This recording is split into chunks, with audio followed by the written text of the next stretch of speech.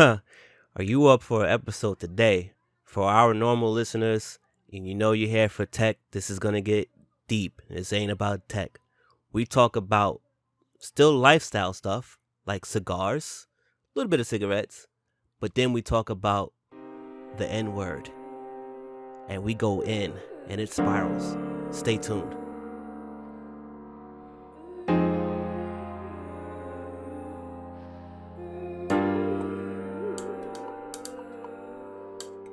What is the deal, beautiful people? Welcome. My name is Ramon. Welcome again. Welcome again. It's your boy, the Kicks God. Back And I be your boy Snow. Let's go get it. Snow God for today. Snow God. Snow God. Snow God. Snow God. Recording live from Coronaville Studios. Yes. Distributed by COVID-19 Productions. And sponsored. Otherwise known as sponsored by Vitamin D. Vitamin D. Yeah, because we don't get enough of it. Pause. Yeah. Shit. This is we got a heavy topic on deck. For sure. And before we begin, how you gentlemen been living? I've been living, been working. I don't know if I've said anything about going back to work, but I have been back to work about two weeks and 2 days now. Good to have a routine back, huh? But it's still more of the same. I think work is work. Yeah, it's like I go to work to at this point in time, I go to work to not do anything because I'm within my last year, so I reserve the right to not have to do anything, but I'm still doing what I have to do. But I don't want to do any more than what I have to do. I don't think there's anything wrong with that. I think you're well within your right. It's the wind down. It's like your senior year. Go to class, motherfucker. Whoa. Yeah, no, sorry. After I finish wilding out in the hallway, for sure I'll go. But I already got enough credits to graduate, so you can kiss my ass. That's a fact. This class is on my schedule just because we needed to fill it out. For sure. Yeah, exactly. For sure. Like, I'm trying to get them advanced French. Fuck out of here. You can go screw yourself. I'm trying to get them to send me to the range. Like, I want days of you want the fun stuff. Yeah, I want those days. I look. So they tried to send me in the wintertime. So I said to them before they even put me on the schedule, I was like, it was like November, but it was getting cold. I said, if you send me, I'm dubbing it. And I guess somebody felt like I was not I was just play. Nope. They put me on, and they put me on right before Thanksgiving. Dub. Banging. No. And so now, the dude that handles he didn't have anything to do with that, but he's like, I went to him and I kind of like threatened him. I said, yo, my man, before I retire, put me on that motherfucking range, B. I gave him the eyes. Yeah. My eyes is open wide, like I'm high off of heroin. I say, yo, put me on that motherfucking range, B. and he's like, all right, G, I got you. I said, in fact, not just the range, but I need that defensive fucking driving course right now, because we don't pay for and some ice cream for sure. Hold the ice cream because it'll be melted, but give me in that defensive driving course too. So he said, I got you, G, I got you. Now, that's been a few months, so now I have to double back to him and reinforce my sincerity about going to the defensive driving course and the range. Fuck all that other shit. Well, I hope that all works out for you. Yeah. Congratulations on the wind down. Yeah. That's dope. Yeah, I'm like... Snow? Well, I'm all right, man. Like, it's Excuse me. No worries. Past that.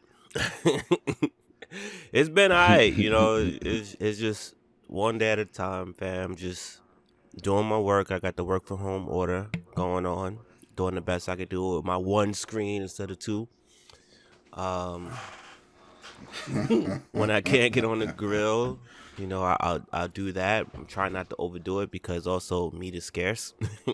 There's always a True. problem catching meat. So the other thing that I was already on a journey on was grilling more vegetables, experiment with more vegetables, which grilled vegetables just has just a greater flavor. Like it's definitely a good look. And I'm just taking it day by day. I thought I'd be gaming more by this point, but I'm really not, you know. But Yeah. it's just day by day, fam. For How about yourself? I'm all right, man. I'm just taking this time to recalibrate. Absolutely. I finished my Black Excellence project, pushed that out, sir. the photography project. Probably preparing myself to be in a space mentally to go back out in the world, start some street photography. Yes, sir. Still looking for some jobs, getting some great leads, but the issue is no one's really hiring right now. So I feel like everybody in the HR world is just making calls to be doing their job. yeah, there's a lot of that, and there's also like they're queuing it up. You know what I mean? Because when you hit the play button and you ain't got no candidates, well, what the fuck was you doing? You know what I mean? You'll be the next to go. Right. So they're definitely doing that.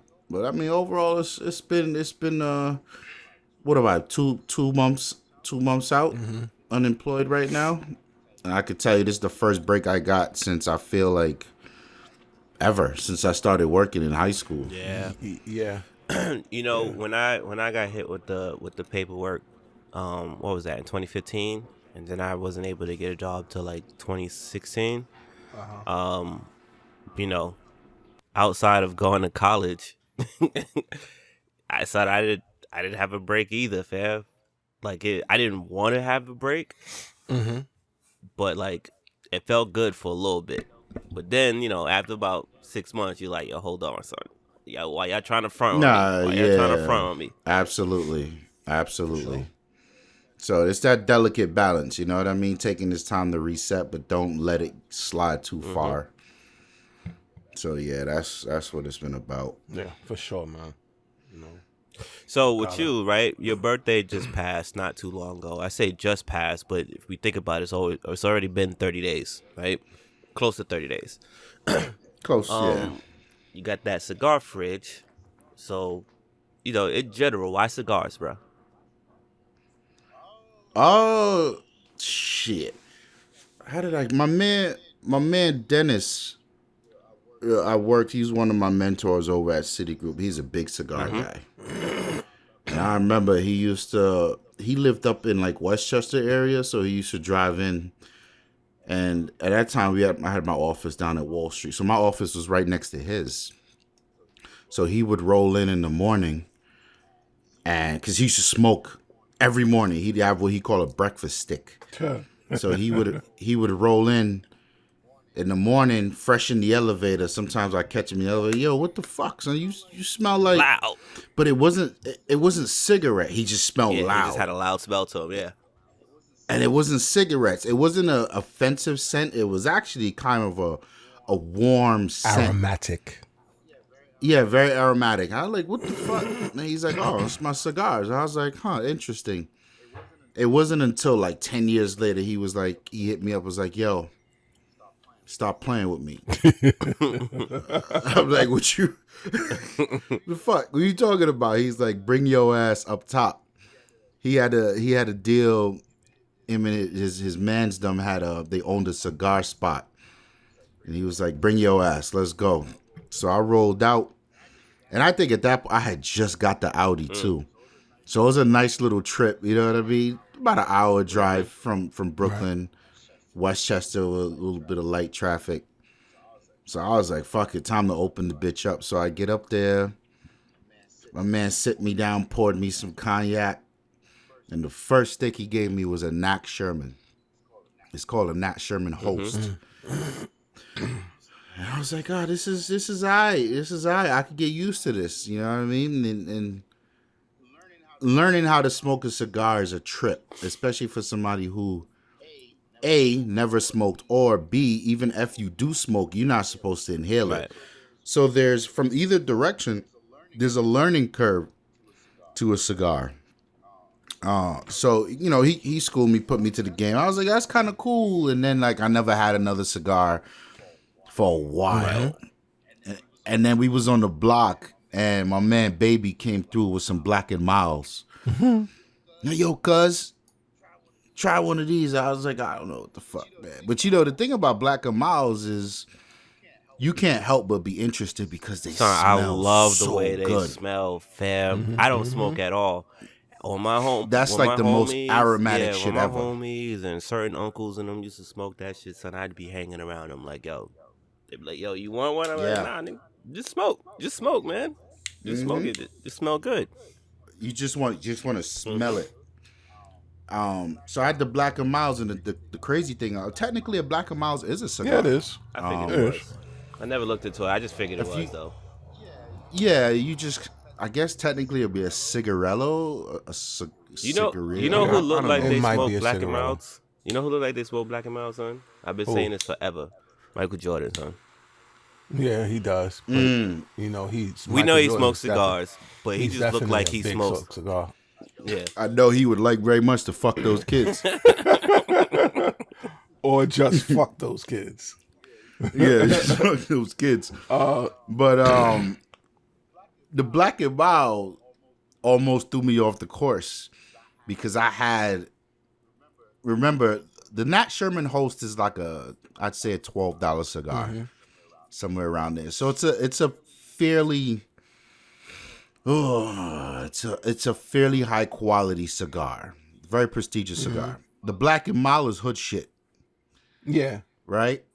So the Black and Mild left a taste. I smoked the whole shit, and it left that charred taste in my mouth. Mouth was dry for like 2 days, and like you had that ash taste. I was like, oh my god, and I never fucked with it again. And it was probably like another 6 months after that. I had went to a spot. Remember that spot on Ave W, Tawann? I was asking you about Avenue U. Avenue U. I went there. And Ocean Avenue. Ocean, yep. Went there, copped a few sticks, and then I took my ass on YouTube and figured out what needs to be done. So it wasn't that the Black and Miles was trash. It was I didn't know how to smoke it. You know what I mean? And like any other cigar, you can get that charred taste in your mouth. It's about the smooth draw. It's about not heating up the cherry too much. That balance of keeping it lit. Don't let it go out because you don't want to relight it because you don't want to heat the tobacco up too much, and it creates those harsh chemicals and all this fucking. I learned all about that, and ever since I just been hooked, boy. Everything got a science to it. It's for me. I got problems committing time to shit. Like if you were to put a GoPro in this room, you'd see me doing a million things a minute. You know what I mean? Like, and that's probably my number one. You go on an interview and they be like, "Oh yeah, you seem perfect, motherfucker. What's your flaw?" Right. I always say my shit is just multitasking, fam. Like I can't help but multitask, and smoking a cigar forces me to do fucking nothing. It's a commitment, for an hour and a half. It's a commitment to just being here in the moment, and that's it. You know what I mean? Nothing else. So that's kind of baked into DNA in my lifestyle these days, man. I'm just anytime you see me with a cigar, usually I smoke cigars in a celebratory manner. I'm pleased with the task that I've accomplished. And it's kind of like a celebration to, hey, all right, you did what you did, here's your treat. You know what I mean? That's usually how I attack cigars. So That's what it is. I've been given, I think maybe 2 cigars. One for my graduation in high school, college, and another one, I forget what it was for. I don't know. Maybe it's when I got signed. I think I got one, and You got signed to Def Jam, my man. Bad boy. I got my official Sony paper signed when I was Oh, you over got there. Sony Music. Got Yeah. you. And so it was like one of those things where it's like, okay, all right, that's what it is. But I was like, yo, to both of them, I was like, I was smoke. They was like, nah, it's okay. It's customary. I was just like, all right. It is not okay. Yeah, you know, You I gonna smoke? felt bad. The one, the second one I got, I lit, and I just let it burn out. Fill Yeah, the let it air. fill the air. The first one I didn't. Probably took like 2 Yeah, it hours. did, and it was fine. I was outside for about that long, so you know, and everybody was like, "Yo," because where I was living at, it was like, "Yo, you smoke now?" I was like, "Nah." It was like, "Where'd you get this?" So I explained to him. They was like, "Oh, okay." And then the first one that I got was from Officer Valente. Shout out to Officer Valente.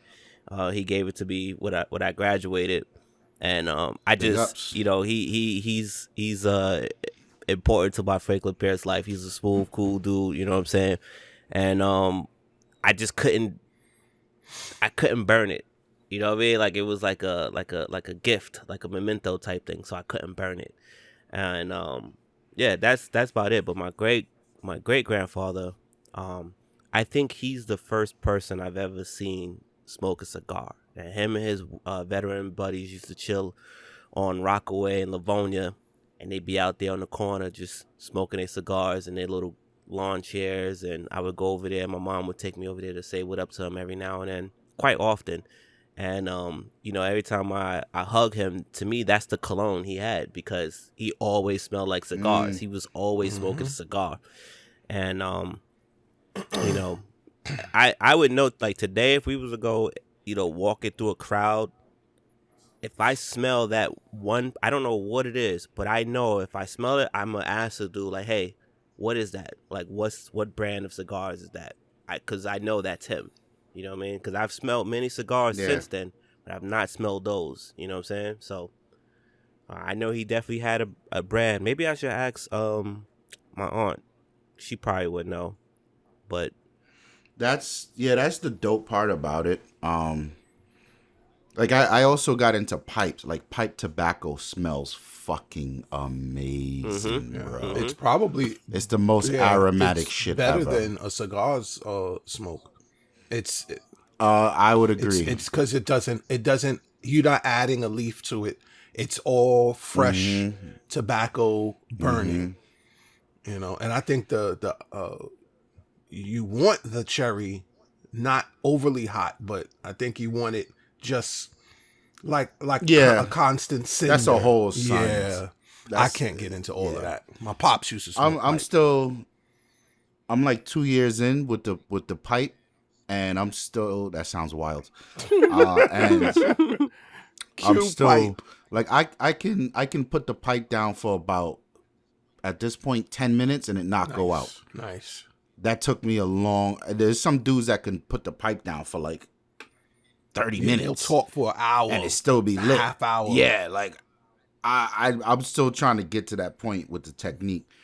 But I do like there's times I was outside smoking a pipe and people will walk past and be like, "Oh my God, that reminds me of my grandfather." Like people just can't help but to like comment on like that smell. Like it takes them back. It's like it's so dope. The pipe it's so smell dope. is definitely gonna make everybody think of their grandfather, especially where you at. Them some pipe smoking motherfuckers. They're all their great grandparents and grandparents, like all of them smoke pipes for sure. For sure they smoked it. Yeah, Definitely a passed down thing. Yeah. And like I found, I don't see it that much no more. It's crazy. Yeah, well, we're in the wrong place for that. There are certain areas, older people, a lot of black people in the South smoke out of pipes. Black people in the South will not smoke a cigar, but they will smoke out of pipes. They do smoke out of cigars, but they won't. It's not as abundant as here because cigars. We have a whole shit ton of cigar lounges and different things like that, but you'll see a black person smoking a cigar, just sitting on their stoop on their porch, traveling about. Even when I'm here, you see a lot of, like, I've seen a lot of older gentlemen, black gentlemen, smoking cigars. I mean, smoking pipes from their car. Pipes. And I'm like, Yeah. and you get that same, That's tough. yes, but you get that same, like, I know that's not a cigar. I know the difference between a cigar, a cigarette, weed, and a pipe. And when, like, my windows, like, now is the time where you start getting a lot of older gentlemen smoking pipes from their cars. And when you go past the car, it's a different smell. Oh, it's yeah. just like, he's not smoking a cigar, he's smoking a pipe. Right. And that is the most aromatic, I think. Outside of a candy pipe or a bubble pipe, I don't remember the last time I seen one. Yeah. You never seen my pipe? Ooh. Nah. You've No, I also seen seen me smoking my you're pipe. right. I saw right. I saw Ramon's alleged pipe with the tobacco in it. The tobacco pipe. I did see yours. You're right, but I think you just had it. I don't think you had anything in it. Yeah, I probably wasn't smoking it. Yeah, I don't think I've smoked it around you. Yeah. No, you're right. You're right. I did see that. One of the things I will say is, acclimating to cigars really opened up my palate. Now I have a very earthy palate. So, like, now shit like vegetables really don't fuck with me. You know what I mean? So you going vegan. And, like, meat tastes so much better now. It's wild. And the thing about smoking a cigar, too, they call it, there's this thing called retro healing. Yeah. So you can only taste but so much with your tongue. And your senses are connected. So retro healing, what that is it invokes the nose to be part of the action. And that then tenfold increases your awareness of the full taste of the cigar. Flavor. So the flavor, what you do is you inhale, you take a nice, long, slow draw, like you should be anywhere on your cigar. You inhale, well, not inhale. You bring it into your... You take in the smoke like you normally would. And then you let out about 85 to 90% of that. And then you just hold the rest in your mouth for about maybe 5 or 6 seconds. Maybe a little longer if you're sensitive to it. And that allows the smoke in your mouth to cool. And then you exhale it through your nose. So when you exhale it through your nose, you get like this extra taste sensation on the back of your throat and your tongue. That's just like mind blowing. So you ever see these, people may not know of it from cigars, but they know of it from like wine. These sommeliers are like, oh, it's got a very butterish, nutty, you can taste the berries, very akin to that. Because I would go online and read reviews for cigars and they'd be like, yeah, there's a lot of spice in there, vanilla notes, or there'll be like chocolate or coffee notes, or they're very nutty, buttery, smooth, creamy. And you're like, what the fuck are these people talking about? Like, all I can taste is smoke. But now up to the point where, like, when you retrohale, you actually get those notes. And it's the wildest shit ever. It is. So it's a refined activity, you know what I mean? Like, there's so much to learn about it. That's just like, yeah, this is my jam. This is my jam. Nice. But me, you. Nah, get. You just picked some up too. Yeah, I did. Actually got them. You guys can't see it, but got me and the wife smoked one a piece, and she liked the flavor. I think it was a little difficult for her only because she once was smoking and no longer smokes, so to transition this fast, it seemed probably jarring for her. Of course. And And when you say smoke, you mean cigarettes. Right. And I was looking for it to kind of taper her, like to get her mind off of the crave off of her to lean more. You know what? Maybe this was the wrong cigar for her. That's what I might think. I think this was the wrong cigar for her. Perhaps. So she got triggered? No, she didn't. She didn't get triggered. It was just it was the flavor of the cigar, the back end flavor. See, one thing I could say about smokers is even if you smoke cigarettes, your palate becomes a bit in tune with the subtleties of smoke or taking in smoke. And I don't think the flavors agreed with her, or she agreed with the flavors of this cigar. You understand what I'm saying? I thought the cigar came off a little bitter, just on the back end. On the pull, on the draw, it was smooth. It was it's a creamy taste, but on the back end, it came across a bit bitter. But that should only occur in the first quarter of the cigar. No, it was consistent all the way through. Interesting. Now, he also gave me a hand roll. This one is a longer and a more decent gauge, and also just a double back. She didn't like the gauge. She would probably be more of a cigarello type of person. Like that could be more of a liking for her. Me, I'm good across the board. It can't be I can't be smoking no doodoo sticks. Like I'm not. Yeah. But absolutely. But it's it's again, it did come across as a bit bitter towards the end, and or the end of intaking the smoke, letting it set, releasing some, and then releasing the rest. That second release at the end, it was a little bitter, but I can help with that. How many draws is she doing? Well, that was for me. It came across a bit bitter. Now, how many draws are you doing? I'm doing. Do you puff one big puff? I'm doing. So what I stopped doing was heating the cherry. I would do a short draw to get the heat up, and then I do another draw. So I stopped. Okay. What I did was I'll do a draw, one draw, and until I can't. Inhale, and then take another draw. Nah, you're heating it too much. So it's heated. That's probably where that's coming from. Possibly. Yeah. So what you can do,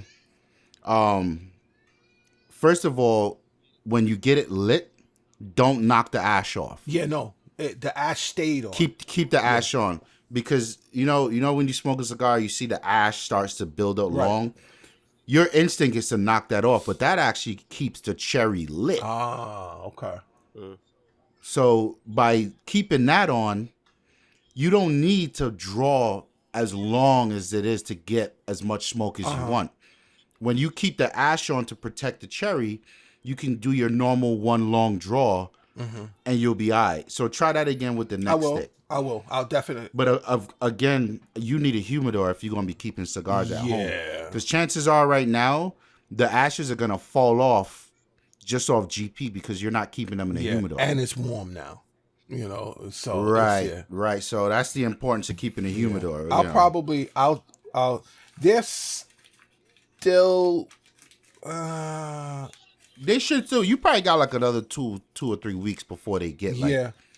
Because the Put them in Tupperware. Yeah. No, they're in the this is not good enough. Put them in Tupperware. The wrap isn't fraying or isn't coming loose, so it's still good. Yeah, you got some time. I need to put them up.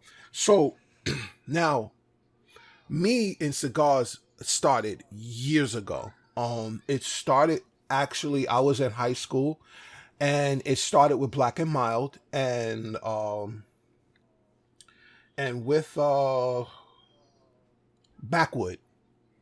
Backwood. Both of those smell really, really, really good. It's bogus and it's not the best, but it's a starting point for me. And but cigars was never my, like, I was never engaged and engulfed in being a avid cigar smoker, a connoisseur. But at that time it was fine. And then when I began working, I want to say when I started working for Citibank, there was a gentleman there. I mean, he was older. He was fine. He was a gentleman, whatever. He smoked cigars. So I'm like, yo, man, what are you smoking on? He's like, I got a cigar here. Will you smoke cigars? I said, well, not necessarily. I wouldn't call myself a smoker of cigars, but I have smoking a cigar in the past. He says, "Oh, well, what's some of your brands?" He's like, "Oh, I had Backwood. He's like, those aren't cigars, sir. Those you need a nice Cohiba." He was talking about he didn't say Romeo and Juliet. He said another brand. But nonetheless, and I was like, I said it's something that I wouldn't mind getting into. We never really got into it like that. And then now I'm working for Pinstripes before I started my current job. They smoked cigars because they were all a bunch of, like, they were bankers first.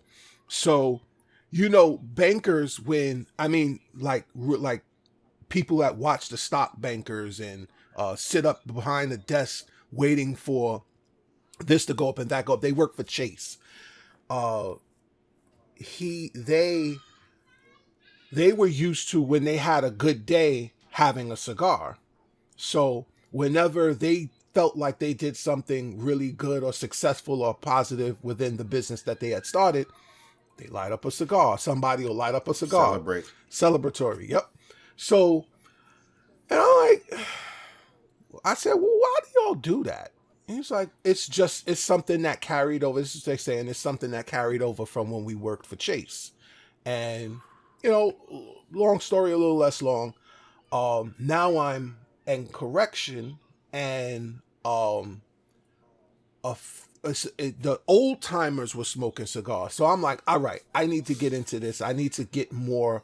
And this is early in my career. So there was a gentleman that had cigars, and it wasn't a cigarello. The gauge was a bit wider, but the it was like smoking fruits and berries. Yo, yeah. When I tell you, they came in a can, like a tin case.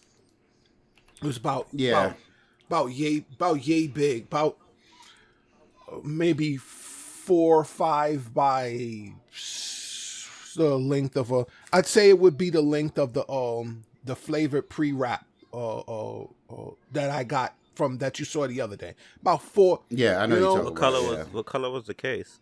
I cannot remember. It would be like, I know it was maybe like it had like hints of gold or what have you, but whatever flavor what the cigar was would be the color. Like, so there'd be a grape flavor.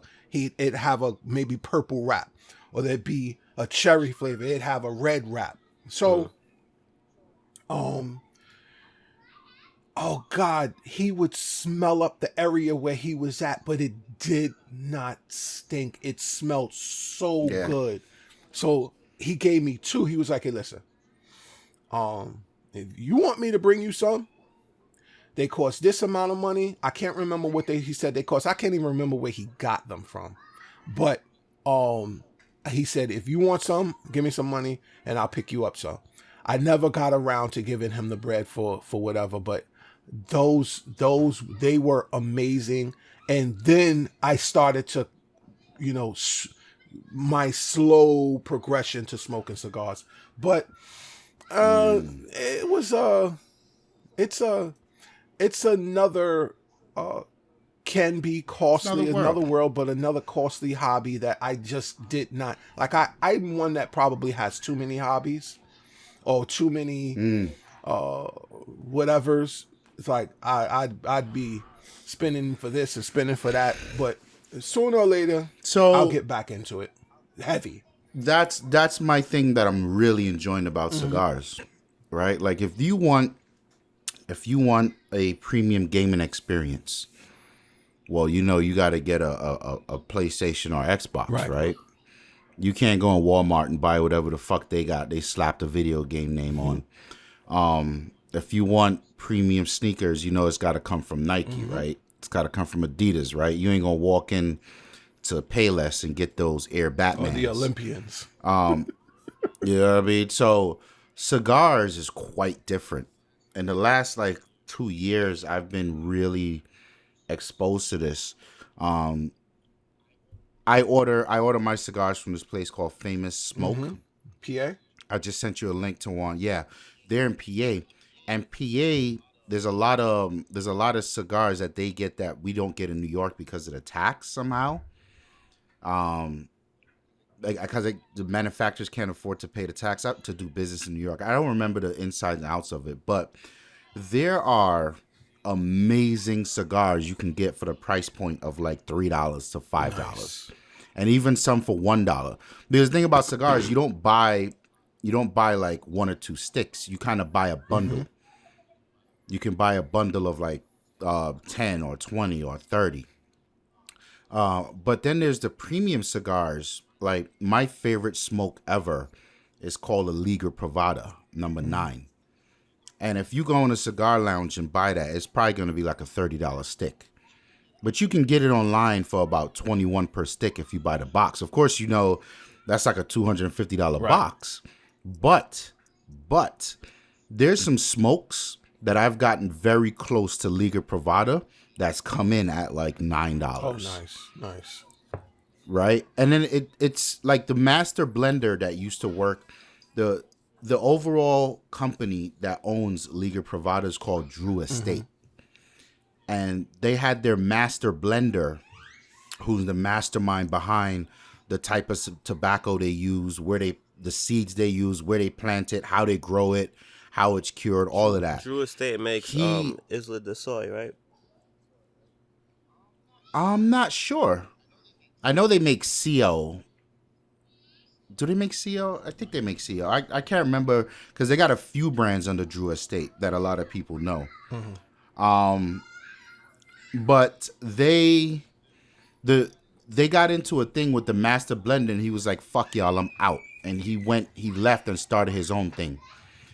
And one of his cigars is called the Foundation, and it came in under $11 for this stick. And I swear to God, if you blindfold me, I almost can't tell the difference between the Foundation and the Liga.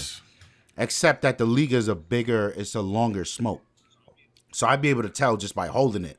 But other than that, I was like, yo, that's fucking dope. Nice.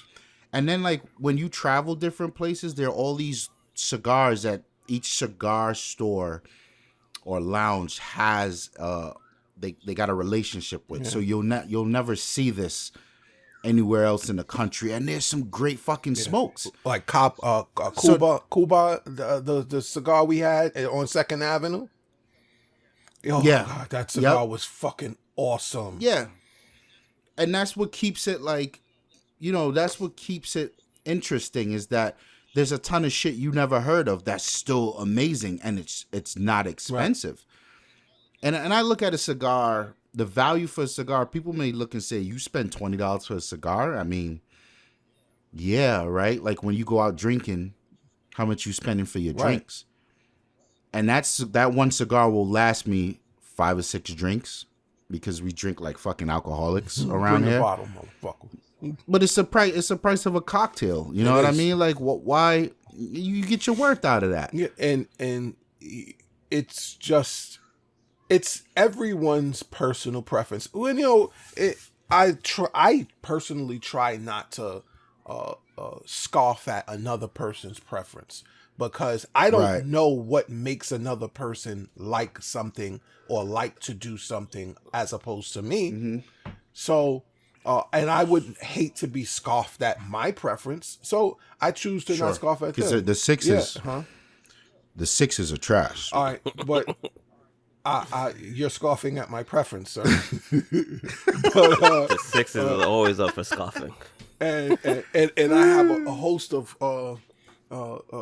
sneakers other than Sixes, but no, yeah, like some people like, I don't know, some people like to, it would be like, oh well, why do you buy Newport 100s over Marlboro? Because I'm black. Whatever's Marlboro Red or Marlboro Green. You know, it. Who's the one with the cowboy? I think it's Marlboro Man. So black people don't smoke Marlboro? I knew a lot of people that smoked there's Marlboro. a lot of black people that smoke Marlboro. It's a very common cigarette, more down south, and you know, I have a lot of Southern people in my family, so I was used to black people smoking that. Other than that, Newports. 100s. Yeah, my mom, rest in peace. She a long time ago. This is when we lived on Linden Boulevard. Probably people don't know where Linden Boulevard is, but listen, it is what it is. Brooklyn Linden, not Queens Linden. Even though Queens Linden is more important, but scoffing at your borough. Fuck yeah, that's the word. But she used to smoke a cigarette called Viceroy, and I was like what? Like, I only know one Viceroy, and he was a scumbag. Sith Lord. No, not the Sith Lord. Nah, he was a general. Or whatever he was one of the. He was the head of the Trade Federation for Star Wars. Yeah, Viceroy Newt Gunray was his name. But yeah, and you know. Oh, they were London based. Are they? Oh, so she was a little fancy with hers, huh? Mm-hmm. But yeah, and then I never found them again in the States. Like, I couldn't find it. Not that I wanted them, but I couldn't find them. And then, you know, you have my pops. He was again, rest in peace. He was a Newports. He used to smoke Cools, and then he transitioned to Newports, and you know, whatever. If he smoked Cools, he probably got Kents every now and then too. Got who? Kent. Either Kent or Salem. He had that switch off. Okay. One of the two. Like, I find that people who smoke Cools, if they can't get their Cools and they gotta have that fixed, they go get like a Kent or a Salem. They go Kent or Salem. That was my aunt. Okay. She was on that, but you know, it's I can't really, you know, I say all of this to say I can't really say, well, you know, you buy Salem or you buy Newport or you buy Viceroy or whatever, like when it comes to smoking, because I mean, in all actuality, you know, we technically all should not be smoking for health reasons. Yeah. However, if we're going to do it, then it is our preference to choose whatever we so choose to do, spend however much we choose to spend, and enjoy how we so choose to enjoy it. You know, I think that's the most important thing. I mean, if you're going to do something, you should enjoy what you're doing, and I can't be mad at that. That's right. Know? So when you see me pull up with my L bubbles to the party, I'm not trying to hear nothing from you niggas. That's funny as shit. It's funny because it popped right up, and I'm like, "What the fuck?" It's an L bubble. L bubbles. Bubblegum cigars. So you know, I wanna take you gentlemen down a path of no return. This is one of 2 episodes that we're gonna dive deep as fuck. because we 45 minutes in, so this is gonna dive. We're gonna dive deep as fuck. So grab your Pepsi and a smile. You like what I did just there? Yeah. You like That's what I right, did just Pepsi. there? Your Pepsi. Because Pepsi's trash. Whatever, It's fam. trash. I don't agree You just with bow that, but down. Carry on. Yeah, what I Just mean, bow down, fam.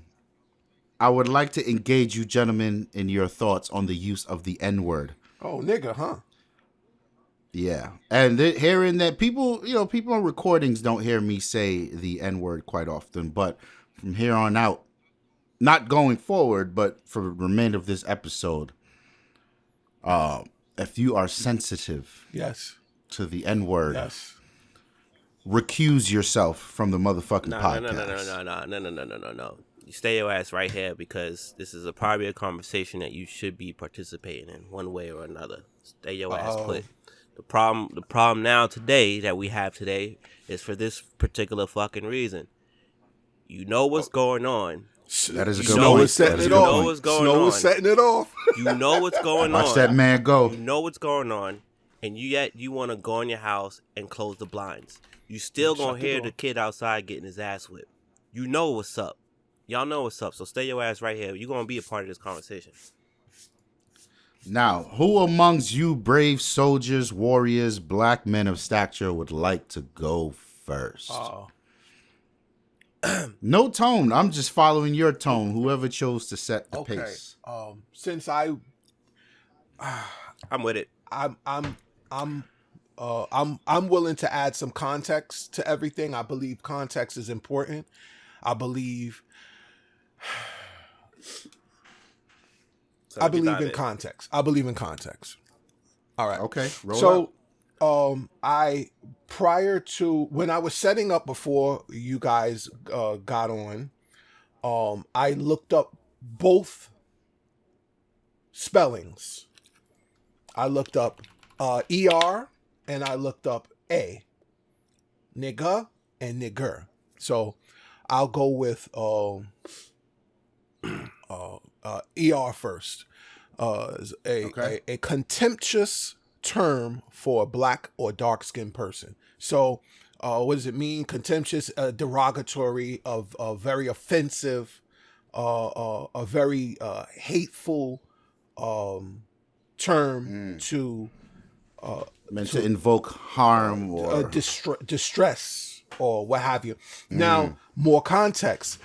The origin or the backstory to the term nigger, ER, comes from a time of slavery. It was commonly used by very ignorant very ignorant slave masters. And I say this, I'm not going to say ignorant white people, because all of the white people at this time were not ignorant. There is a distinct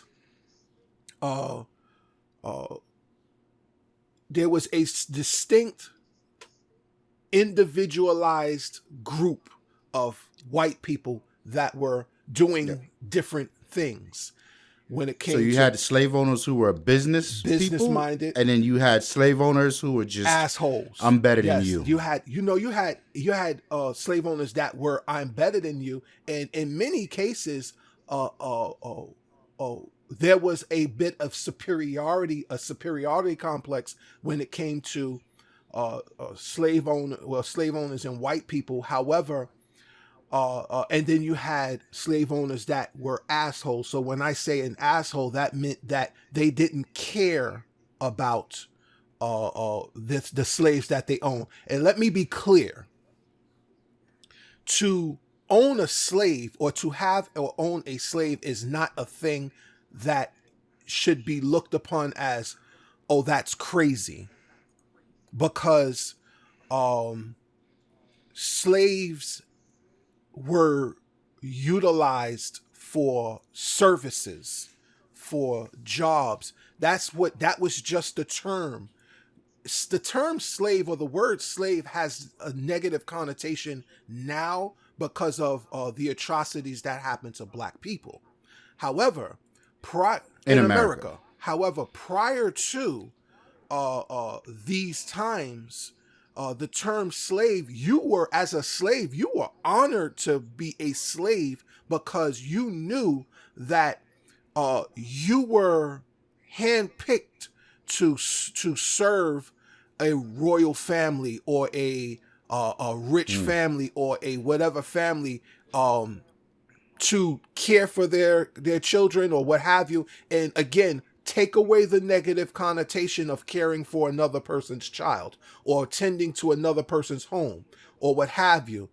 The idea is, when you had nothing, you had talent. When you had no means of sustenance for your family, you had talent. You had the talent to do certain things for a person or persons or family that was willing to take you in. They never bought you.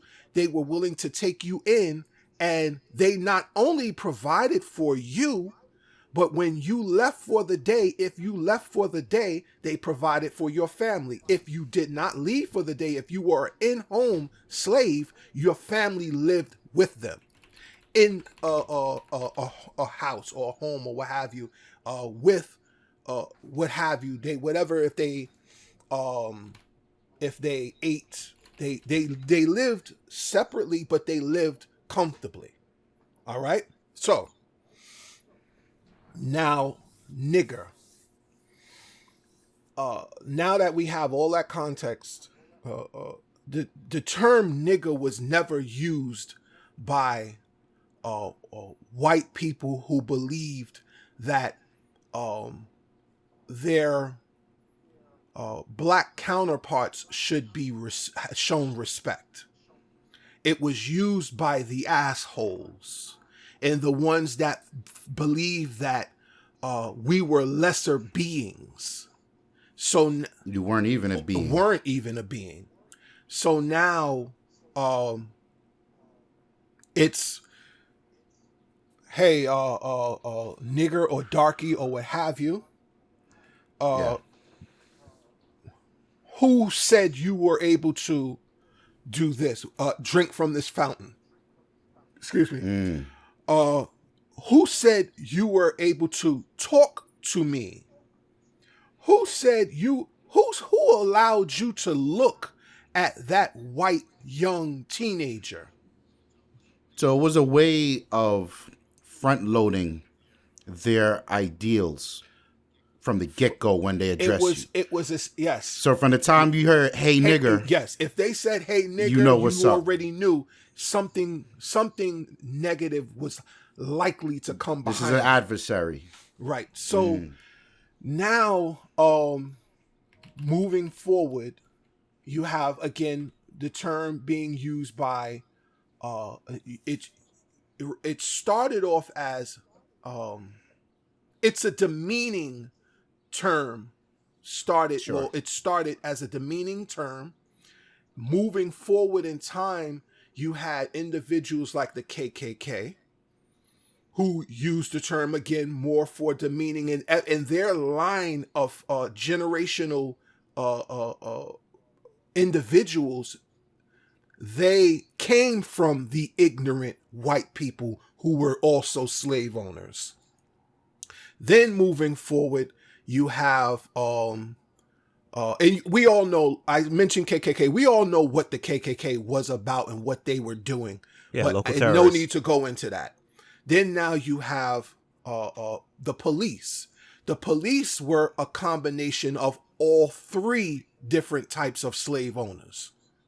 You had to be in a very authoritative position before policing to be a Yes, of police. course, of course. And So that usually meant you were derived from that type of wealth or well-known stature in the community where this behavior was happening right, anyway. right.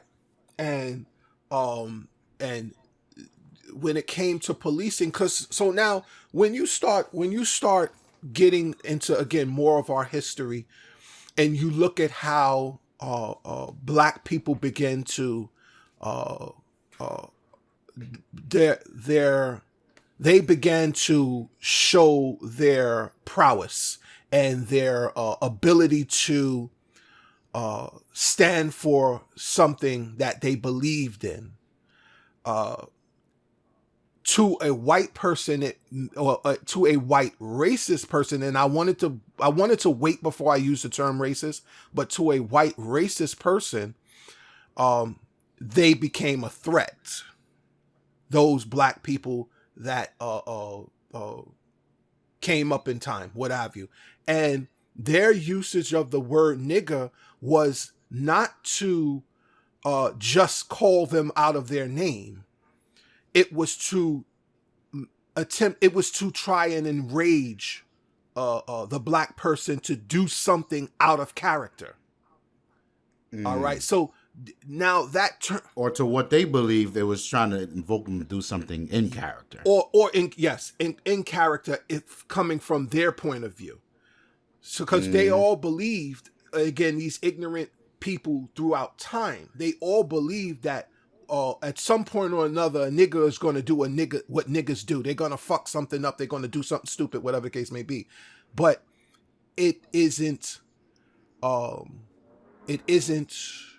That isn't accurate. That isn't accurate. It has it. These things happen, but it isn't accurate. So, now moving forward, times pass, and now we are transitioning from, I'd say, maybe the late 60s, early 70s, 70s into the 80s, so on and so forth, where the term nigger is starting to metamorphosize into nigga, where now it's, I think the change was very it wasn't as complex as the change of like city bank into city group. You know what I'm saying? There was more complexity to it. I think it was more of a, because of your twang or your accent, it sounded like you were saying nigga, but you were saying nigger. And now that's how it transitioned from ER to A. That's what I believe. I could be wrong. So now people start to, particularly black people, are referring to themselves or another person as nigga, but not saying it with the same type of hate behind it, or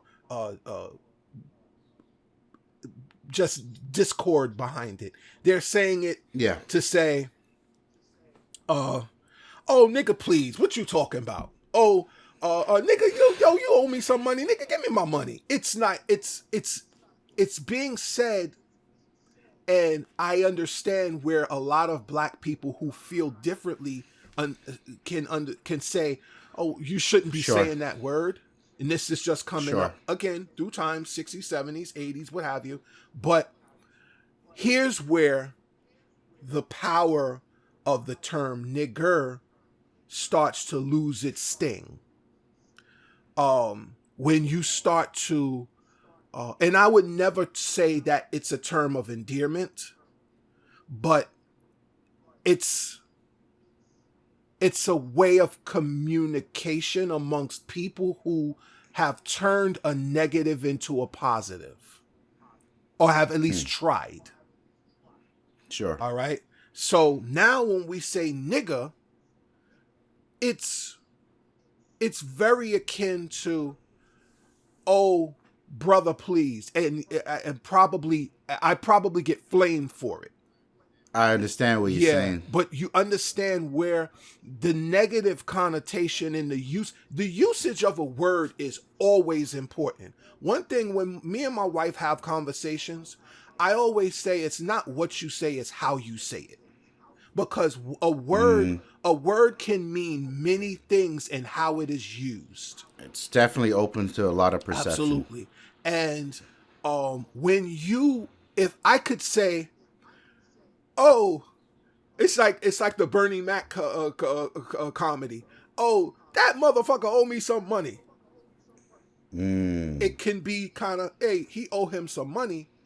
He's serious, but he's taking it lighthearted. Or yeah, he's kind of playing. Right, or I could say, I'm gonna kill that motherfucker. Well, that is a bit more aggressive. Yeah. Or and now apply it to the term nigga. Fuck you, nigga. That's aggressive. It's a bit hostile, but it's still where the lane that it's in. It's where it is. It's hostile. It's aggressive. It's the context around it. It's the tone around it. Right. Or I could say, I love you, my nigga. And the context and the tone and how it's being used is different. It is so different. Sure. Or you can say, fuck that nigga, let them arrest him. And now you sound like every other ignorant white person that used the term nigger. Right. And I feel, I guess to wrap my soliloquy up of my whatever of the term nigger, I don't feel any greater or lesser about the term or about the usage of the term. I believe that it's person to person. It's a very subjective thing. And I am for, if a person feels that the term shouldn't be used, it is an offensive term.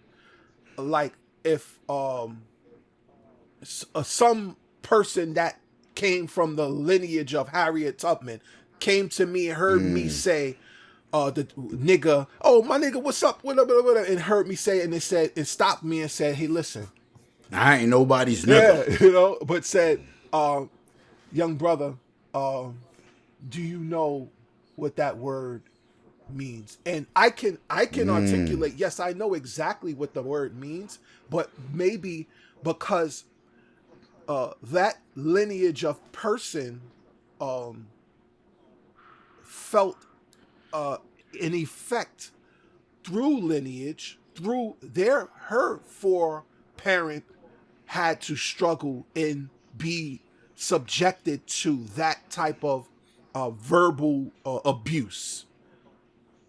It's a personal thing for them. Right. Ma'am, I apologize for using that derogatory term because she has that right to express her feelings, or he has that right to express their feelings about the usage of the word. And in their presence, I have a right to respect that. Yeah. But you understand? So, but in another case, if we are, and I don't want to say comfortable, but if we are, for lack of a better word, comfortable in our own circles, because we don't allow what has happened to influence or over-influence us, negative or positive, we can use that term because no one else is in our circle to be offended by it. Sure. And that is my feelings on the N-word, and I'm sure the next go round we can talk about those people who are offended by it and their position. Okay. You know, but all right, Snow, where you at? Fuck everybody. I mean, generally, that's a true statement. Basically. So there's like two things about the whole thing for me. So with regards to the history lesson from Tawann, you got that Yeah, whole man. that whole fade, right? You go from to negative to positive, which is the story of if you let certain people tell our history, that's all we're good for. Turn something negative into positive. Right. A lot of people don't know that lemons was given to black people, slaves, because they thought it was a bad sour fruit. We made lemonade. People think that was this amazing thing. They don't understand that was scrap. Just think logically for a Scraps. Yeah. second. If you have a whole hog, right? And we're talking about back then.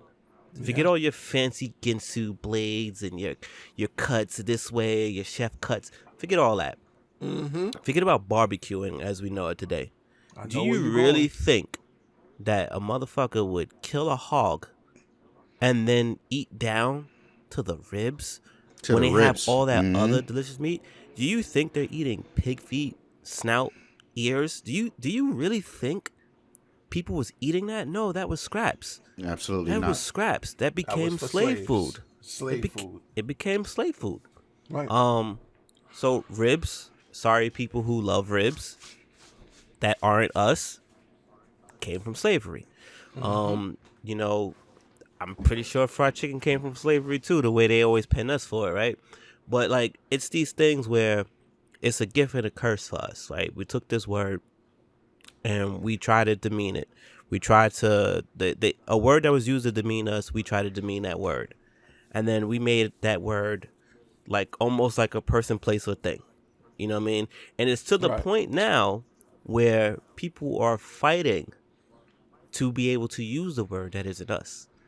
And one way that is successful, and another way it is a complete fail as a black race, black community, black lineage, black everything. I think one of the things that accelerated this word, because a lot of times I feel like our generations are the one that are pegged for it. It was like, it's in the music, it's in this, you say it every day. My G, you know how a white person today that is over 30 learned his prejudice or his racism? It's because someone taught it to him. His Yep. parent taught it to him. And if it wasn't his parent, it was his grandparent taught it to him. And if you were lucky enough to meet your great grandparents, not great grandma, usually great grandpa, he taught it. Let's not act stupid.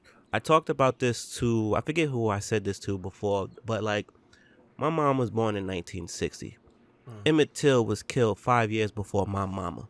My mama is 60. Stop it, fam. Stop it. That was me. We had that Yeah. conversation when I was on Yeah, the roof. stop it, fam. Like, this shit just, don't tell me about slavery was hundreds of years ago. Yeah, well, that dude who cheated on you was how long ago, and you still feel the effects of that, right?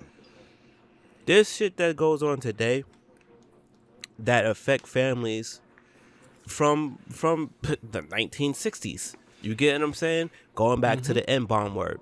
Your parents can't tell you what we were doing in the 50s and the 60s. TV can. TV shows two sides of the story. Most people only look at one. And the one side they look at is what we were shown in the film. This is why in films and movies and cinema. This is why when people all over the world look at us, of course what they see, because there was no rap music back then. Let's not forget about that, right? Right. There was no rap hip hop music back then. I could tell you. They saw the malicious I could fuckery. tell you, we had those black exploitation films that used the N-bombs left and right. You think that was us? You think that was us, my generation?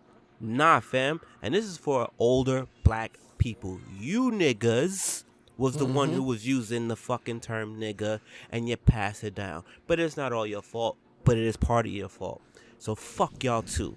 Because you don't get to sit up here and tell us about my fucking music, what my fucking cinema is, what my motherfucking dialect is. Fuck you. Y'all part of the problem. You always have been. And then you motherfuckers who came from over here from another location, you want to look at us like you're fucking better, although we the same color. Guess what? When you get shot, you got shot because you was a black person. So fuck where you come from too. Fuck you too. And then your kids use the language. You taught it to them. You didn't tell them, but you taught it to them. So fuck you too. Now going back to the other part. Drugs hit us bad. And incidentally, something that hit the nation only really stayed on top of the necks the back of our necks of black people, which in one way you can say help accelerated the world, because when you put them in the mixer, you can't tell them how to come out dry when he went in wet. You just can't tell them, right? So that word has now became marketable and disrespectful at the same time. So that battle, I remember that, oh, you shouldn't be saying the N-word, this, that, and the third. And you're right. But guess what you did not do? You didn't enforce it, and you empowered it.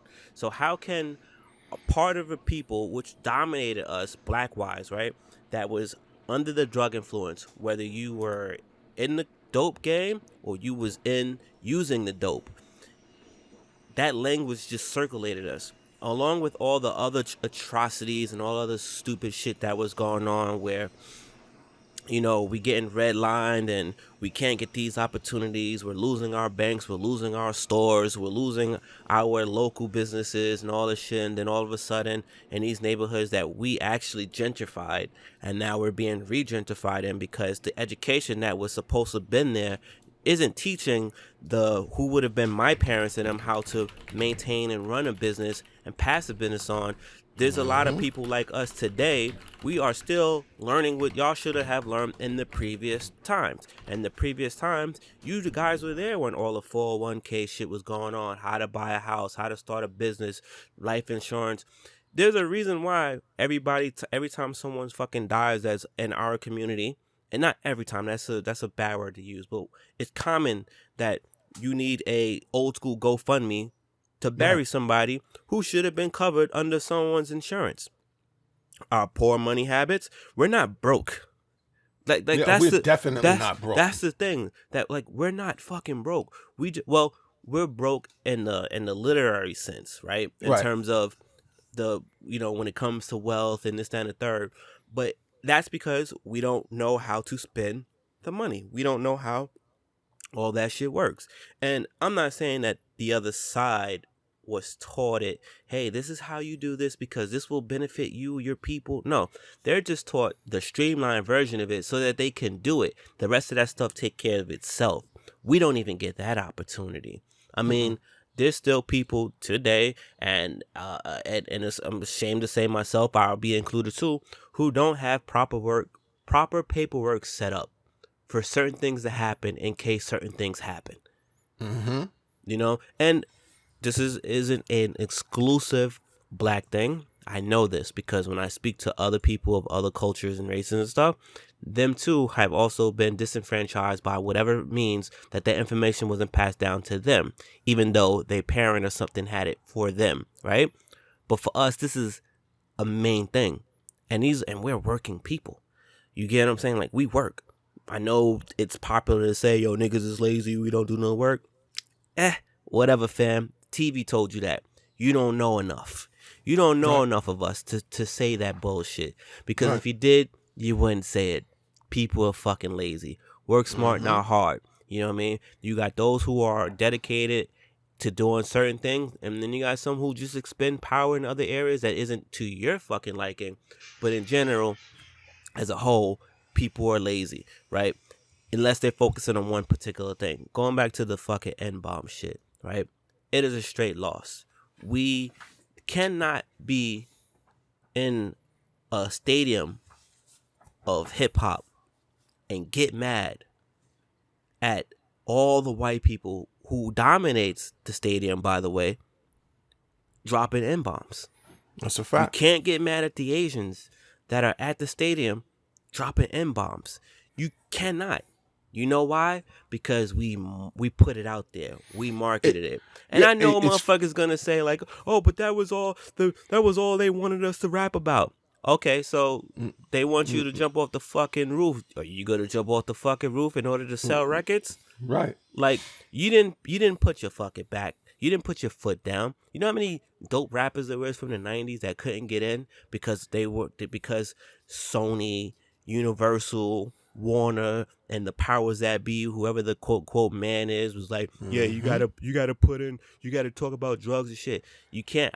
You can talk about whatever you want as long as it's about your people. We've proven this over and over again. YG said some shit about the president. He went silent for a couple years. You see what happened to Public Enemy. what's the other rapper from back in the Coogee? I think Coogee Rap said some shit one time, and they got at him some shit about a baseball game. They got at those rappers. I forget who that was. Oh, that was Friendly Game of Baseball. Friendly Game of Baseball. That was Main Is that Source. Coogee? Main Source. Main Main Source Source said some shit. They got in trouble. You get what I'm saying? Anytime you say something about us, I can go rap about me being from NWA. Yeah. The only thing, the difference with NWA, why that was harder to silence, was because, one, it blew up. So the message was to silence anybody else trying to do this, right? You say one wrong thing, we at your neck, right? And then on top of the message, quote, quote, that we're giving, we're enforcing the N-bomb. I mean, it's in the name. Like we say with the Arizona prices. Fam, the price is on the can. NWA, the nigga is on the can.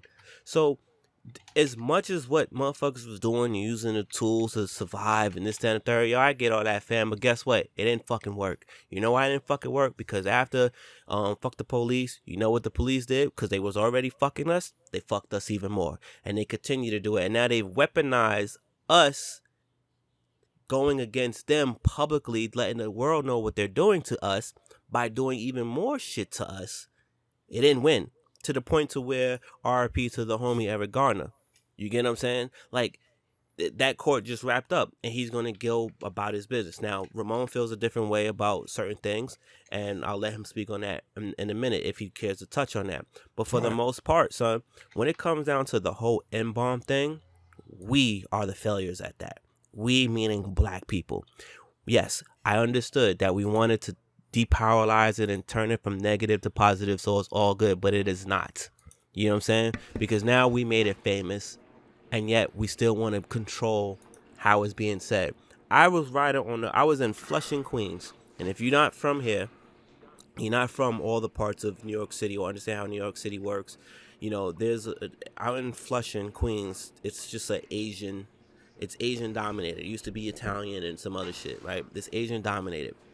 I'm right on the back of the bus with my hoodie on, hat low, one ear out, headphone out, listening to what's going on, because I always got to keep my ear on the surroundings, right? And some kids got on the bus. They couldn't make it all the way to the back because the bus was crowded. So I just hear them, yo, my nigga this, yo, that nigga, yo, his sneakers was dope. Yo, yeah, but you heard that other nigga what he said? We could play Call of Duty on this night and then get this free. Son, I pick my head up because I know I'm the only black person that rides this that comes this way. The only other black person that comes this way is my little brother, and I know he's not on the bus. He should be home already. I was going to my dad's crib, so I'm like, pick my head up. Son, it's Asian dudes, and a packy. You know what I mean? Like, they the ones that's using the terms, using it in stride. No, like, oh, can I sneak and say this? They're saying it with authority. They're saying it with the same way that, quote, quote, we would say it. Right. I could just look at them and laugh. Now, a couple of Asian people looked at me because they saw me pick my head up. To see if you was offended. To see, we know what was about to happen. What your position was. Yeah. And I'm like, in my mind, like, let them niggas rock. Because I understand. Because when I looked at them, they dressed like one part of black culture, which is hip-hop. Right. And hip-hop is a worldwide thing now. It was our thing. It should still be our thing. We should be at the helm of those things, but we're not. However, it is a black thing that became everything. You think I'm going to sit here and give them a history lesson about this shit when my beef is not even with them? Because they're using it in the way that we designed and delivered. We aligned it as this, yo, my G, yo, my boy, yo, kid, hey, dude, what's up, dude, what's up, nigga, hey, nigga, yo, my nigga. It's the same shit, my friend. We created that word out of another word to help soften the blow. Yo, you my nigga, yo, you my dude, yo, you my friend, you my boy, you my homie, you my G. Like, son, they're using it perfectly. They listen to the music perfectly. They absorb the shit. They're not buying the Kids Bop version of shit. They're getting the real deal shit. And you expected me to have this fight on a day-to-day basis with motherfuckers when I didn't even sign up for this shit? Yeah. Fuck out of here. Black people, we fucking fell. I don't blame no white person for that shit. I don't care about all that. Well, the word was used for us to fucking that. Yeah, we all get that part. You niggas kept it going. Yeah. Period. You niggas kept it going. But I'm down for my niggas though. What's up? Yeah. Oh, Ramon, you wanna tackle? You wanna? I come from I was born and raised in Barbados, and by and large, the culture that I was raised in was heavily influenced by Jamaican culture. I mean, as Barbados, our music is soca. We had, you got your culture, it is what it is, but also what we would call dub when I was coming up. It was dance hall music and reggae music is a large part of that too. I'd say it's 50-50, you know what I mean? Right. And in dance hall and reggae and even soca, you don't hear the word nigger. Ever.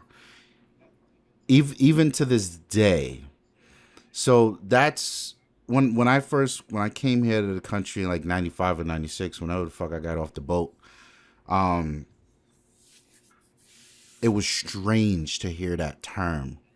And it was strange because I heard it in school in 6th grade. And like, the summer before I started school, I would hang out by my grandmother. She lived over there on not far from where Devin used to live. On Lefferts? On Lefferts. She lived on Lefferts.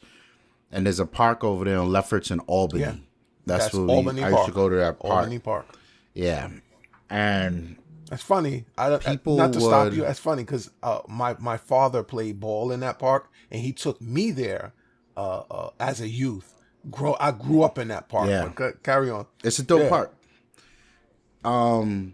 I would hear the kids there saying it, and I was like, this is strange. So we had 2 cassettes that would always be in the house when I came up, right? We had Fiddler on the Roof, because that was a double cassette. We had 3 actually. Fiddler on the Roof, Color Purple, and the third was Roots. So, as a kid, you don't know about no diverse catalog of anything. Whatever your parents had in the house, you watched it to death. You listened to it to death, back and front. So I remember watching Roots, and, that word is all up and down through there. So when I came here and heard it, it was like, I thought this was not a good word to use. And even at such a young age, it stood out as not like a bad word like fuck you or bitch or cunt. It was, no matter how angry you feel, you would never use that word. Right. And then 6th grade happened. Hold on 7th grade happened. Cunt punt is one of the most funniest phrases I've ever heard in my life. To add some, I often call people cunt rag when I get upset. son. First of all, that term has to be one of the worst terms, particularly to call anyone. But carry on, sir. Carry on. Yeah, you know, I'm about to slap somebody when I call them a cunt rag. Like all rationales out the door. Yeah. So it was just a strange thing to hear the word, but the word was never used. Like both of you were saying, the word was like a pronoun. It was a noun. It was a verb. It was like, what the fuck? It was an adjective. And, you acclimate. Right. You acclimate because when your mans is be like, yo, nigga, what you want to eat? What are you going to be like, well, why are you calling me a nigga? Like, you talking to be like, it's cool. Or like, nigga, what you want to do? Nigga, where you at? Damn, nigga, really? You know what I mean? Like, it just became a part of the language. And as I started my career very early on. I was in corporate America from when I was out of high school. And you're around these many different views. And you're code switching and whatnot. That's when I really started to understand the complexity behind that word. You know what I mean? Another black person would be in the room, and you're not going to refer to them as anything but a professional. Right. But like when all the white people leave the conference room, you'll hear, "Can you believe these niggas?" And I'd be like, the fuck? You know what I'm saying? It would be the black people referring to the white people as like, "Yo, can you believe these niggas? Right. Like, these motherfuckers, Right. You know." And I, it is whatever. And I've since circled back, and I think, I say this phrase like once a week these days. I thank God for snow because I've circled back and I've been trying to understand African American culture because it's difficult for me. And just to be clear, RZA, just to reinforce this, fam, this shit is just difficult, period. It is. Yeah. And I feel like it's my duty to understand Black America, as difficult as it is, because I'm going to be raising a Black American someday. Right. And I don't want any of my biases or my ignorance to come across in a damaging way. So I'm fighting to understand, this culture I've assimilated to. I could have just been like, nah, we good and rock out, but I need to understand. So simple things like, why does the black man in America always feel like there's a boot on the back of his neck? Like I needed to understand that. And part of that, you come across the use of the word nigga. And to this day, it's a very complex situation for me. And me, like most people in my boat, and also even most Black Americans, we've become experts, political experts at how to use this word, this term, this phrase. And it is the wildest shit I've ever seen. What I will say is I have a lot of admiration for the term. Not excusing or sidestepping anything that Snow said or what Tawann said, but from my perspective, and if it was a mistake, if it was poorly done, or it was happenstance or intentional, I don't know. But from my perspective, the power of that word has been drained from its intended or would-be users. They no longer have power. And that's a parallel to, coming up. I mean, I never thought I was a particularly fat person, but I was always the fattest person in the room. You know what I mean? And I've been used to, even coming up in Barbados, people be like, yo, big man, big man, big man. That's how they would talk to you. And then your peers would be like, yo, fat nigga. Like, what? You know what I mean? Like, it's okay now. So much so, you'll hear me make jokes like, hey, man, yo, the fat man's got something to say. Like, I can own that now and not feel a way about it. But let's be clear. I'm in the supermarket and somebody say something about fat. I'm going to push these fucking broccolis up your ass. You understand what I mean? The top ropes. So it's what Tawann was saying about, it's a very contextual word. And it's how it's said, it's the tone it's said. Like the bitch word. And it's a contextual word too, bitch. Exactly. Right. You can't call somebody a faggot. However, when I've been around numerous gay people, when they get upset with each other, you fucking know it. Faggot. Yeah. You know it flies right out their mouth. You would never, when women get catty with each other, bitch, now, bitch, and now bitch, it's you know bish, what I mean? But bish. It's the same thing, but we've spun it to take the sting out of it, bro. So I have a lot of admiration for that because there is great power in removing power from things that harm you. Absolutely. Because you can't remove it altogether, but you can remove it from harming. You can desensitize it. But there's also a lot of contention in my world with that word. So you guys know John. Right. John is neither of you would know this far back, but I used to game with Ride or Die. There were two of my day ones on Xbox. Actually, there's like four of them. So it used to be me. It used to be Pat. Wild Wild Gamer and Ride or Die, and these two dudes, we'd be on till like fucking 4 a.m. on the Xbox. And these become like your friends. These become your brothers. And John he's the younger brother of Wild Gamer.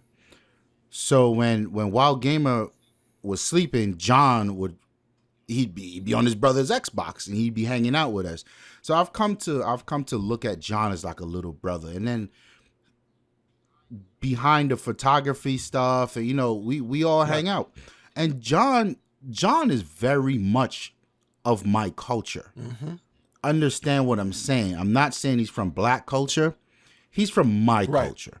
My culture is, I don't choose to define my culture as a black man. I chose to define my culture as hanging with my people, drinking with my people, gaming for fucking hours on end, technology, gadgets, computers. John is right there with me through the whole shit. And there becomes this time where he's my culture up until a point. You know what I mean? John's never said nigga. Like, nigga, where you at? Not that I'm expecting him saying, or I'm not expecting him to saying it. But I know he would never say it because he just doesn't want to engage in the complexities. But this man was at my wedding with all my other niggas. You know what I mean? And it becomes this like, yeah, but if John was Asian, he'd probably get a pass. Depending, right? Just like Snow, he could possibly get a pass. But then also, at what point do you circle back and be like, you know what? You don't have the right to say that word because your people meant it in a harmful way. And then in my head, I would imagine him coming back like, who's my people? Like, you're my people, fam. Absolutely. Yeah. You know what I mean? And I don't ever want to create a scenario, an environment, a space where I exclude anyone in my circle from anything that my circle is doing. So there's always the complexities of that word that's you're always aware of, and you're like, holy fuck, this is deep. This is deep. But when it all I can't say I'm conditioned to use the word and not use the word, but it for me, and I know Snow said it's not, or was it Snow or Tawann? Somebody said it's not a term of endearment. Yeah. But my nigga, when I call you and be like, yo, what's good, my nigga? Like that's 1,000% heartfelt energy. Yeah, it is. Nothing but. Yeah, it is. Nothing but. You know what I mean? And like Tawann so elegantly said, there are people who take offense to the word, and I understand your offense to the word. And at this point, yo, my bad, my brother, right? My bad. I won't use that word around you, and that's okay. But also, there's people who take offense when I walk in the room with chain swinging and rings on. At what point am I going to be like, I didn't mean to, you know what? Fuck you. I got a disposition too. You know what I mean? And when it's all said and done, you guys you offered up a very good synopsis to the what's her face here? Billie Eilish. Billie Eilish. Yes. I was tippy-toeing around the point, and I left it at this. I'm nervous that we let her into our culture and she becomes a Justin Bieber. Not that Justin Bieber said the word nigga, it's because how he said the word nigga. That's always my fear. And to some aspects, that doesn't apply to John. But what does apply to John is he be like, yo, y'all niggas is crazy. And it becomes a Drake lyric. Mm-hmm. You know, Drake was like, she just said nigga, I hope no one heard that. You remember that? He was like, she said, y'all niggas crazy. I hope no one heard that. I that's, you know what I mean? And it's how do you juggle How do you juggle these things? How do you quantify this? How do you fix Yeah. this? Also, too, with the Justin Bieber thing, their difference in age also goes back to what I was saying. Also true. She's brought into the world far more advanced than what Bieber was, right? When Bieber was brought in, whoever was bringing him up, what was still Usher. popular, He was you know what I he was mean? just a YouTuber. But forget about the Usher part. We're talking about his from the day he was born. Oh, That right. initial sponge era of him is different than what Billie is. Also, where Billie's from, where her parents from, or whatever, was they probably down with us too, and didn't shield her from it. You know what I mean? When Justin Bieber was born, he still had to find it and seek it out. With Billie, it just dropped in her lap. I truly, Right. honestly believe that. Yeah. And again, like we said in that episode, fam, this is what we was fighting for. Yeah. This is that like the Billie Eilish conversation. That is what equality meant to Dr. King. Yes. That is, see, the one of the biggest slights that black people impose upon themselves is the yearn for equality, but not the acceptance of white people, if that made sense. Because we want equality. We want equality amongst white people, Spanish people, Asian people, everyone. But the moment a white or a Asian or Spanish says something that is ethnically offensive, or Right. once was ethnically offensive, we become up in arms. But hold up, dog. Hold up, my nigga. To say that as such. What was Dr. King fighting for? What is it exactly that we as uh, Black America or Americans, because this is another topic we can tackle later on. The difference between being a black man in America and being a Black American. All right. And how it is a huge difference between the two. And I think there's a huge disparity as well.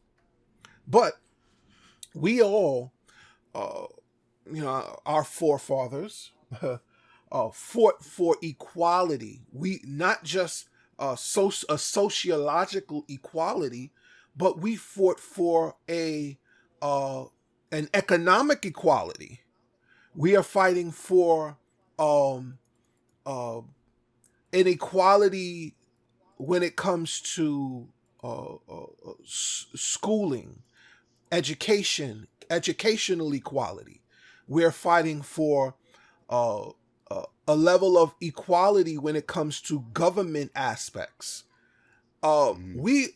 This is all we're fighting for. We're fighting for what it was that the black person never had versus what we can obtain now. Because before it was, no nigga, you can't. Now it's, yeah, my nigga, we can. Yeah. And Yeah. but we can't, it can't be a double standard. We can't buck at every time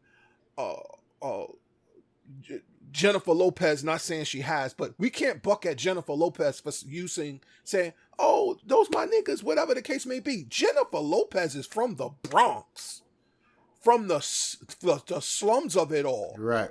So, yeah. I mean, it is a larger conversation, when it comes to cultural appropriation, much to that Billie Eilish thing. But people look at Jennifer Lopez and say, there's both sides of the coin. Yeah. No, you cannot say nigga, even though you came from the Bronx. Piss poor too, Right. yeah.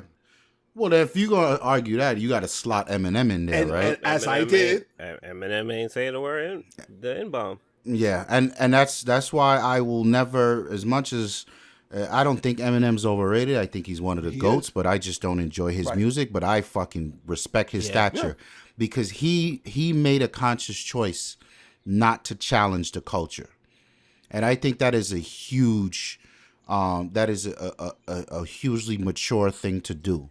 Understanding your limit. It feels bad that we have to say that because Eminem is just like any other black person as far as I'm concerned, except that he's not though.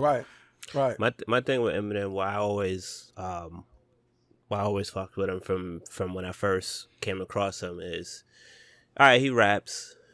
If you take away the pitch in his voice, you take away the color, and you take away the content of it, right? You just listen to the pattern, fam. Wasn't nobody doing that, and those that weren't doing it weren't doing it in the package that he had it in. Then you start. He found a way to do it without fucking. And then you start adding it, and then you get the visual look on him. Then you visually get to look at him, and it's like, fam, this is what it is. Just like when Fred Durst, you think Fred Durst doesn't look like he could have been a hip hopper, like he looks the part. He might have did it with mixed with his culture. Like I see a lot of skateboarders that I went to college with. They are like half and half. Skateboarders have their own. I love them. They have their own lingo. They have their own dress style. They have a bunch of stuff that also aligns with how we dress. I'm not saying we influence them at all. What I'm saying is there's similarities. So it's easy for them to add a little of this from us, add a little of that from us, attitude, a little dress code, whatever the case may be, and then you have not too many things after that mirror us. So anything after that is like, fam, you hip hop, fam, you hip hop, not you trying to be black. Trying to be black is when you like, yo, what the, you know what I'm saying, like that, even that is cultural appropriation, and trying to be something that you're not. And even that, like, I know someone's probably listening and be like, well, how does that black? No, we talk a specific way. We have other people who speak certain ways too. Let's get real granular real quick. Does the quote rednecks have a way that they speak? Absolutely. Yeah. Now, I don't like saying the word fucking redneck, but I'm not going to call them trailer trash either because that's not true.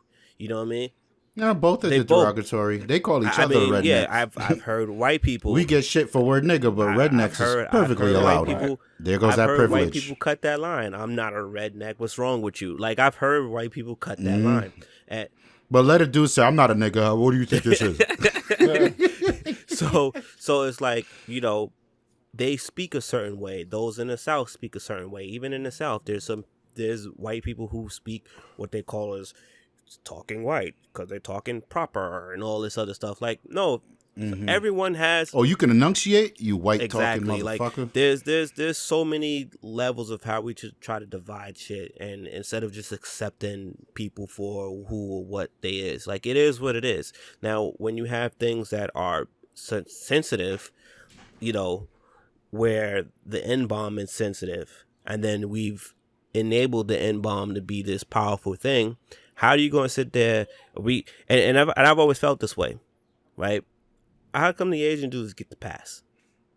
Because if you've been to China, if you've been to Japan, or if you know your history, you should know they should not get a pass. No one should get a pass. I wonder if the Jewish people, right? And if I say too much based on a Jewish word, that's offensive to them, right? I wonder if the Chinese people can say certain shit about the Jewish people and the Jewish people not lash out at them. You get what I'm saying? Like, I wonder if you could say certain things, the Japanese could say certain things about Jewish people and they can get away with that. And I feel that was also part of the problem because every time you look at who's to the left of us, to the right of us in our culture, it's the Asians, right? Like the whole Zoo York thing, if you even know that, right? Like that whole thing when hip hop took off, hip hop also includes dancing, not just using the word in and rapping, right? When hip hop took off, who was one of the first ones over here, soaking it up? R.I.P. and shout out to the homie Keto. You know what I'm saying? He was one of the illest dancers ever to do it. He is not black. He is not black at all, and he became a legend early in the game. And although I've never physically met him, I will defend that man's right to do whatever he want in our culture up until a certain extent. Ain't nobody gonna run down on that man while I'm alive or when he, you know what I mean? Ain't nobody running down. He could come in Brooklyn and chill in the most gangster hoods, and if someone did something to him, that entire building, block, and establishment has a problem. You get what I'm saying? Because he put on. Now, this dude is not known on that level because dance is often hidden and often tucked to the side. But they are a third, if not a fourth, or an equal part of the culture. You know what I'm saying? But from my understanding of the people who dealt with him on a regular basis, and also shout out to Jumanji, the skateboarder, he never dropped the N-bomb. You get what I'm saying? And he's Asian. And we give the pass for some reason. As a collective, we give a pass to them, and it's like, I get it though, like we made something cool. I worked with a woman when I was at my time at Sony, and we went to a concert, and the Drake song came on, and that's why I was laughing when you said Drake, right? And it was Till It's Over, and I'm sitting there and I'm jamming, and I know where I'm at because we weren't there for a hip hop concert. We were there for, I believe it was AC/DC, and she dropped the N-bomb in perfect harmony and sentence and the song. Didn't even look at her. Like I felt her. She was so in the mood. She didn't catch herself saying it because it just is what it is. It's in the lyrics. That was the argument when we came in. Oh, you don't want me to say, but it's in the lyrics. And you know what's so crazy about that?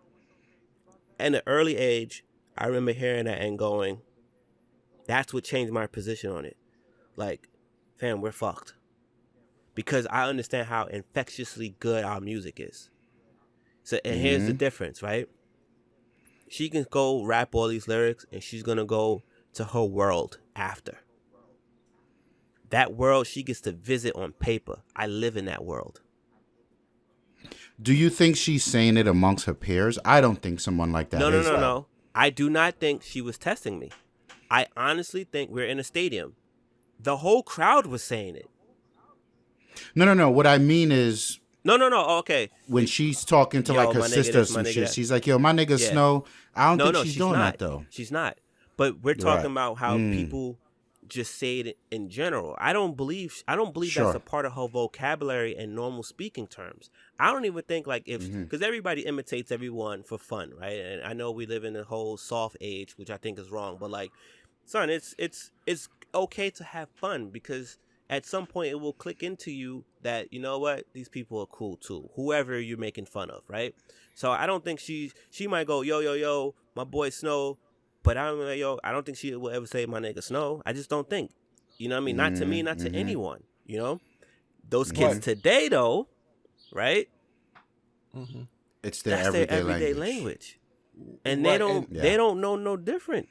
Because they have this in their hand, the phone's in their hand. So they're learning it at a faster rate than what anyone who we grew up with, anyone prior to it. That's all they know. I see more hip-hop kids, white kids today than I've ever did when I was coming up. And I played baseball. Baseball had me be able to go around different neighborhoods. I danced. That had me go around different neighborhoods. Baseball and dancing had me go to different states, different cities, different suburbias. So I can see what it is. I could tell you the difference between balling in a city and balling in a suburban, balling in a white city versus balling in a black city, and balling in a black suburbia versus an urban suburbia. And I know I just used that word urban, right? Because I'm being funny. But it's like, you can just tell the difference. And the thing is, we're permissible, where we are able to, we all connect on one thing. And that thing was often the music. And unfortunately, it was our music, and it was the music with the N-bombs. It is what it is. Now, at that age, when I was between the ages of 8 and 15, they would not say it. They would just not say they'll say every curse word, every phrase, and they don't know what the phrases are, but they love it. But that N-word would get bleeped out. They would self-bleep that. Today, those same people who I grew up with, so when you're in concerts, it's just life. They may be a little reserved because who doesn't go to concerts like that? We don't go to concerts like that. This is a known thing. We just don't do large crowds like that. We go when, like, if it's something at the Garden, we in there. If it's something at Barclay, at the Barclay, we in there. But us going to Jersey like that, pass. We'll pass. I ain't traveling to go to no concert. So I'm traveling across the world to see Kanye. It's a very complex, dirty word that I think is our fault. And when I mean ours, I mean as a collective. Again, you don't hear, the Japanese and the Chinese taking their words and empowering it, and you're damn sure not even going to play with the word when it comes to Jewish people. I would love to. But I would argue that's why they're still offended by the word. We're still offended by the word too. No, we're offended by how the word is used. No. We're offended by the sight and the minute all right, here's what it is. You hear the N-bomb. It don't sound quite right. Our sonar is to immediately look up and turn around. Who said it? How they said it? Where is it? Yeah. Because depending on when we see who said it, what they look like will determine our next course of action. But that's my point. That's progression versus somebody just saying, "Yo, let's get the Ching Man involved," and everyone's like, "What?" I understand, and I get you on that type of progression. I feel that because of our particular struggle with it, right, and the thing of it, the fact that we are still on guard with it so much that our approach to making it into something positive has been the wrong move. Because to this day, I agree. Right, if someone dropped the ER on you, it might just ignite you in a way that you wasn't thinking was going to happen.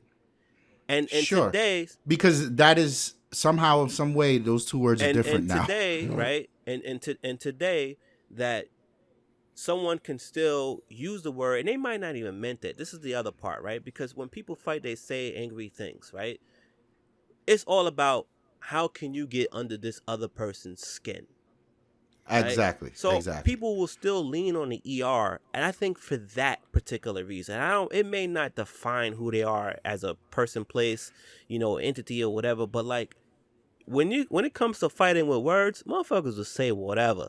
You could be Mandingo, right? Shout out to Mandingo. And his girl's gonna be like, "That's why your dick little." And it's like, that's why your dick's really? so small. Like really? Yeah. At this point, you have to laugh that off.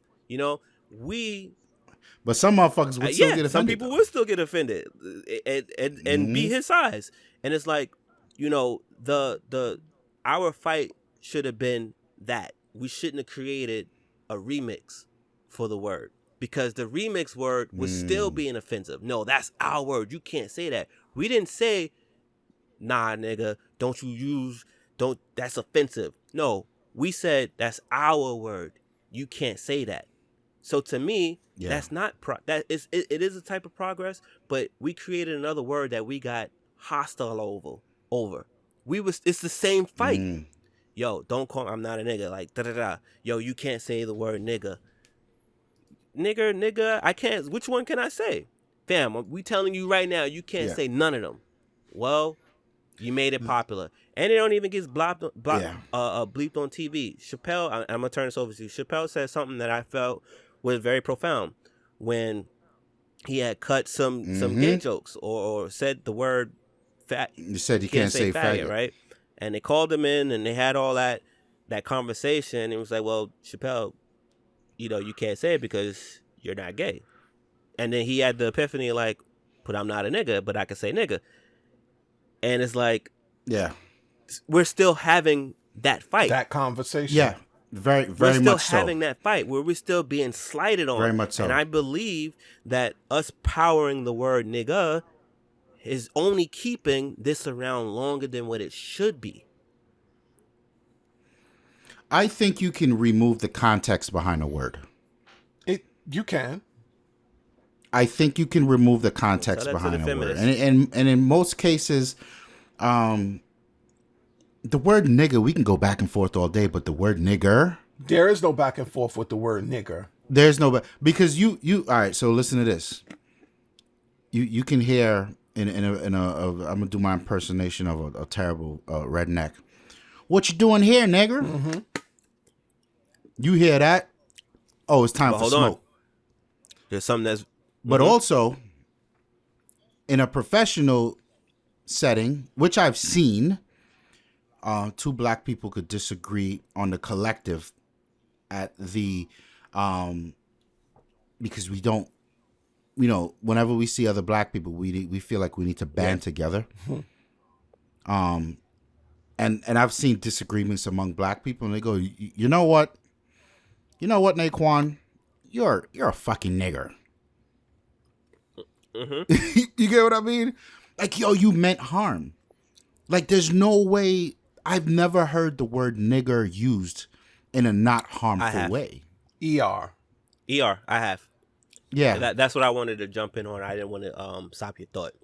Go ahead. So, I mentioned something earlier, and you used the word enunciate, right?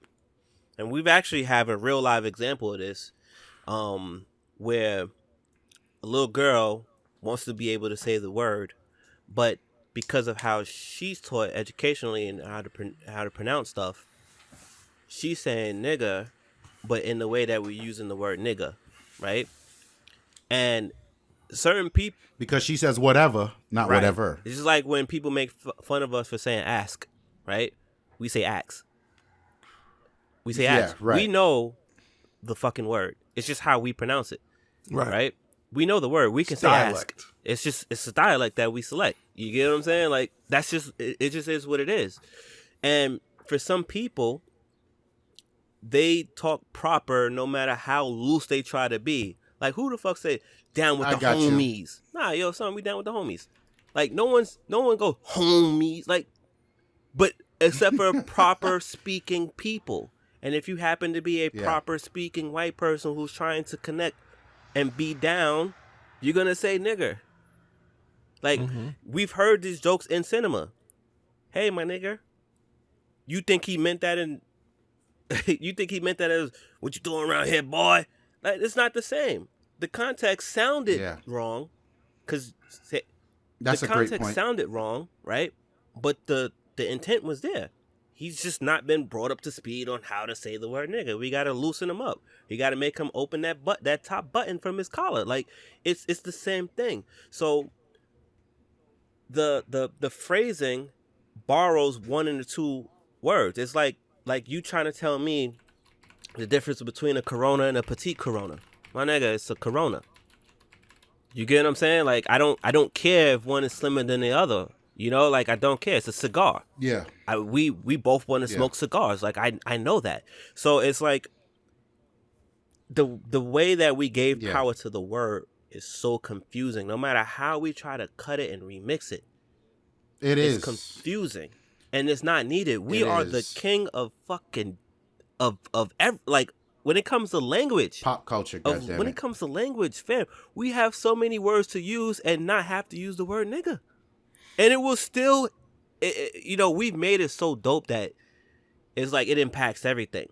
You know what I'm saying? Like, yo, we could say, yo, you see this dumb shit over here, by saying one word and a gesture. Just the way that we've transformed this word, right? It's confusing for everybody. And we have so much other fucking dope words to use. We know for a fact that what we say, and we drop that fucking word in this context and add an attitude, add some flair to it. Like, that is a us thing, right?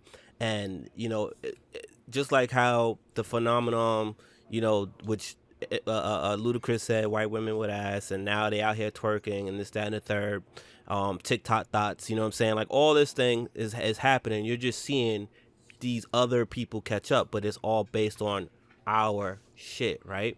And we have all these things, so we don't have to publicize, use, or give light to that word. And I don't care for the people who want to break down the word to niggas, nigger, and nigga. I don't care for none of that, because history doesn't. The people who inhabit the earth today aren't going to get that, because they didn't get it before. And as far as most of us knows, it ain't never been that. You get what I'm saying? So if we don't have to use it, we don't have to give power to it. We didn't have to give power to it, and we did. And we're trying so hard. Like, for people who have nothing, we're going to hang on to this word, and guess what? We're losing that word too. Yeah. I mean, when it comes to power, we never gave the word power. The power is always in the individual that's using the word and how they're using the word. Again, if you're going to say something and your intent behind the word is to offend, then yes, that word now has power only if you allow it to affect you. So, when we refer to power in a word, we only refer to how the word is used, not the power behind, the power in the word, but the power behind the word. Yeah. So, and hold on. But guess who didn't have to have that fight, right? Guess who didn't have to have that fight? The gay community. Mm-hmm. Right, but there are so many other offensive things directed towards gay people that so and that you almost can't fight. But you also can't say none of it. You get what I'm saying? Like, right. you can almost, like, it's, if you say the word gay the wrong way, yo, that's gay. Yeah, that's offensive. It can come across as offensive, right? And that, but that's the point. See, when we talk, and we can have this conversation as well. Also, we'll docket it up. When you're talking about a gay, first of all, that conversation is very new, because just 20 years ago, it was a foreign thing to commonly see without any second thought. If you saw two people walking hand in hand, man or woman, it may not have received the same adversity, but it was like, you kind of looked at it and you was like, whoa. Now I don't even just personalizing it, I don't even give it a second thought if I saw two women holding hands kissing, or if I saw two men holding hands kissing. It doesn't affect me like it may have affected me before. And I think many other people may share that sentiment. However, this is still a new conversation. The term nigger has been a conversation for many generations. And I However, get that. And I think by us empowering it, gave it longer than a very long-tailed welcome. Well, the empowering of the word nigger, or the juggling of the two, empowering or disempowering, it's again how it's received, and how it's translated. Basically, is how it's received, how it's spoken, the energy behind it. So, how do I say this? Being a black person in America, the term nigger doesn't have any connotation to me, negative or positive. However, a white person's what energy they put behind that word, and it's directed at me, is a significant part, is what I mean to say. I'm going to say I'm rocking with you, because The reason white people can't say that word is it's all baked into fucking HR Right. culture. But you best believe there's other ways that they will offend you. Absolutely. And they Or in their perspective, find a way to put you in your for place. sure. And they will do it they will do it in a way that saying nigga to you, it was the least that they could say.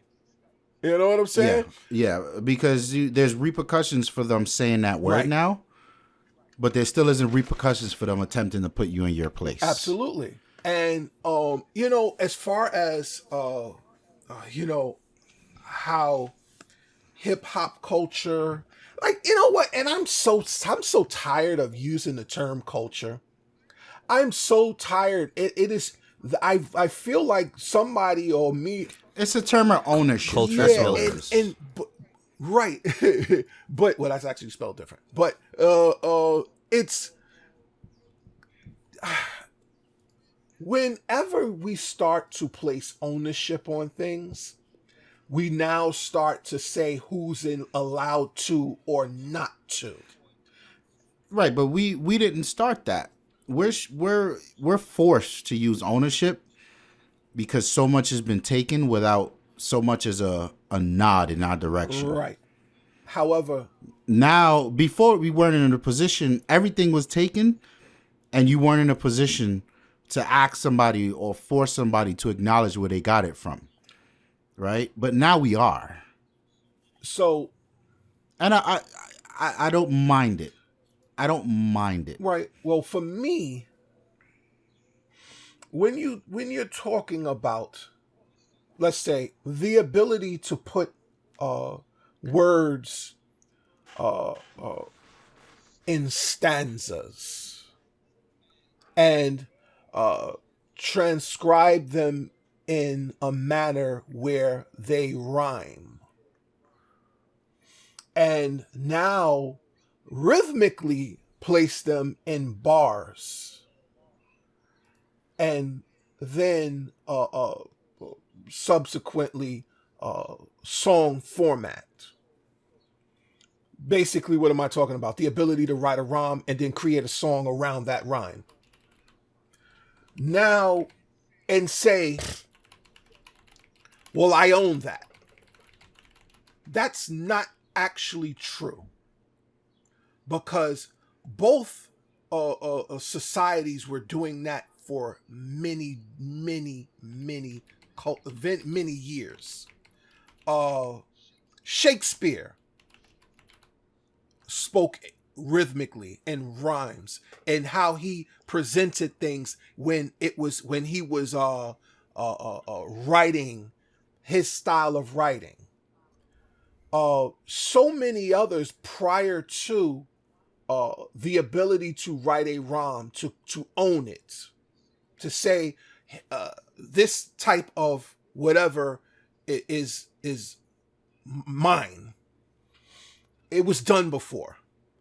And we are so caught up in ownership that we slight ourselves just for the fact of, instead of saying, I participate in the ability of rapping.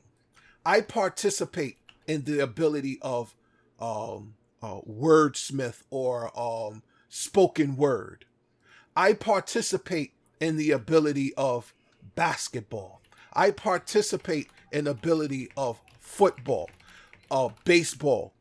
So because I do it better than this culture or this group of people or that group of people, that is what now determines that it's ours or mine. Because I play basketball better, because I rhyme better, because I run faster, because I'm able to jump higher. So we as a generation, as a again trying to get away from culture, but bring it back more to just a person, personalize it. As a black person, because I do something better than these people out there, now it's mine. That is wrong. Because the ability to do something, whether you can do it better, is than the next person, and then here comes the other person that's allowed to partake in what it is that I'm doing. That is sharing, and I think we need to move away from possession and get more in tune to sharing, because it That's not for us. I though. understand what you're That's what you're putting down, Yeah, I agree with but you. that's not for us. That's also for them. too, right? That doesn't apply specifically. I get the underlying message of what you're saying, but that doesn't apply to Right. to what it is. Like the thing about the form, right? So if that's the case, whoever created the first instrument and played the first genre, everything belongs to that moving forward. You get what I'm saying? So there shouldn't be a rock, there shouldn't be hip hop, there shouldn't be jazz, there should be none of that. It should be whatever. It should just be music, right? Because even though I get what you're saying about the Shakespeare and this, that, and the third, Shakespeare wasn't doing what we do today. Wasn't being done to the music that we done today, with the patterns that was done today. It wasn't structured. but it's It's a type of. It's a type of, right. You know, it's like a car is a car, right? 4-wheel, all-wheel, rear wheel. It's still a car, but at the same time, there's classifications of those cars. There's you know, certain axles. Like there's just so many different parts of that. So under it all, what you're trying to say, I get that, but you know, the rap is rap, the R&B is the R&B, the rock is the rock. Like that just is what it is. And in fact, we use more vocabulary in hip hop, even if you exclude the word nigga, because I know that's kind of hard to not hear. Our vocabulary in this art form is higher, significantly higher than any other form of music, period. There is no Our vocabulary. There is no average word usage and all that. There is no music form out there that is higher than hip hop. There is none.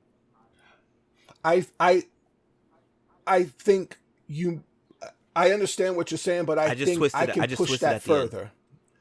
I think that no other music genre is more expressive. Nah. Is more No, expressive. I agree, but I agree. No, but he's agreeing. What he's saying about the is vocabulary.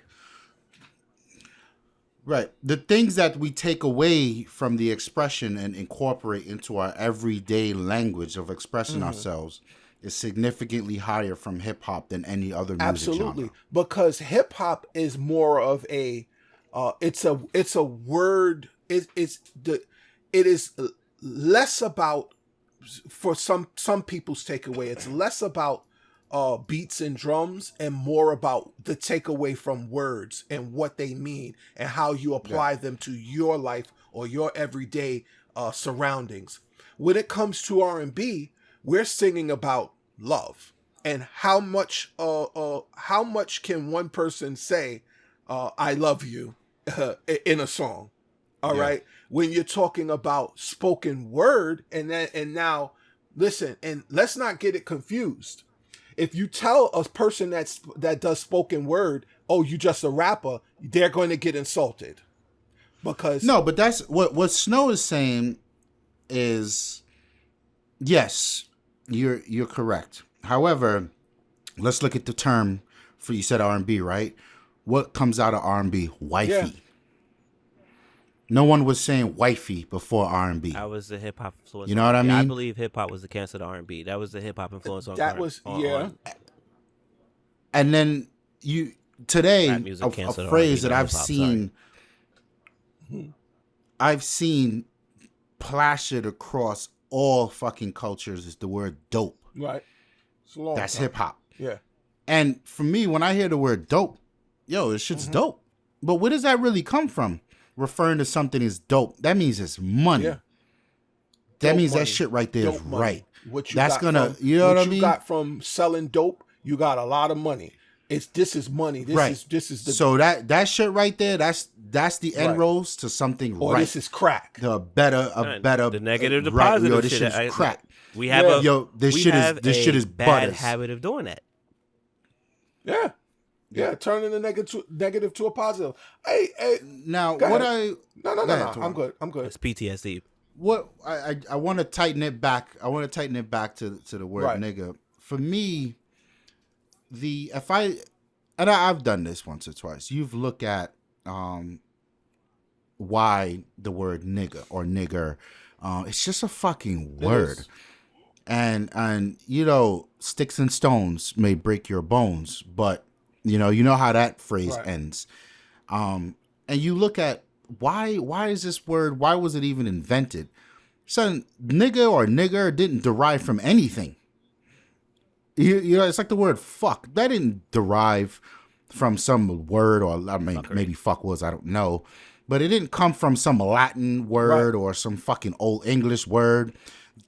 No, this was just a word that was created that was meant to harm. It was and to me, syllables combined to create a sound that someone was going to use to offend me. And when you look at it that way, it's just a tool. It's a weapon. A weapon is a tool. Yeah. Everything is a tool, but a weapon is a tool that's meant to harm. And you can hide under the veil of protect.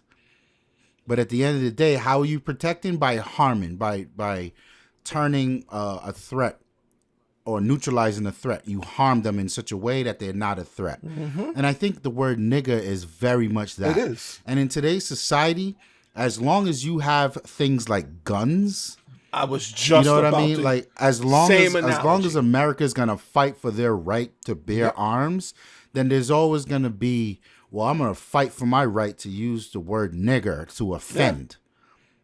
And that's why I kind of don't mind the I don't know if that's a word. I don't mind when we sanitize that word. Like, nah, fam, this ain't gonna harm anybody anymore, but it's still a gun. It can still harm. It will still harm. How you use it is entirely up to you.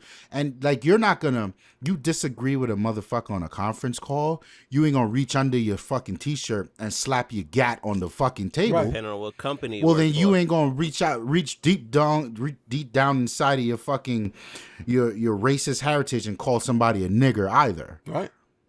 You get what I mean? But also, when somebody comes to the crib, you like, yo, peep, I just got the new AR. Peep the attachment I just got. Well, then, red dot RZA? Yo, my nigga, what's up? Hey, fuck you. Iron sights, nigga, iron sights. You know what I mean? And I draw those parallels because as a person, I will justify anything I do like anyone else.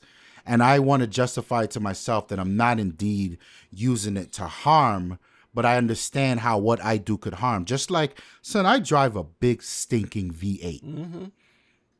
And I'm the same person that's out here not buying bottled water. I'm buying the big ass, you know, you got the water machine. Right. The water cooler. And you get those big gallons. I want to do that because I feel guilty about 24 water bottles at the end of the week sitting in my kitchen, empty water bottle. Look at all that plastic I'm using, fam. Whoa, look at that big fucking V8 that you drive as well. And then look at all those cruise ships that people get on every day. Some cruise ships does more harm to the environment than almost anything we do. But it's all well, and no one thinks of it that way because it's what you do and it's fun. So it's these fucking layers of complexity, and the thing about it I think is important for me to understand is these things come from a place of power, right, and it's not until the scale at the top is 50-50 where there's equally as many powerful black people in the world. And what I'm saying is not rich.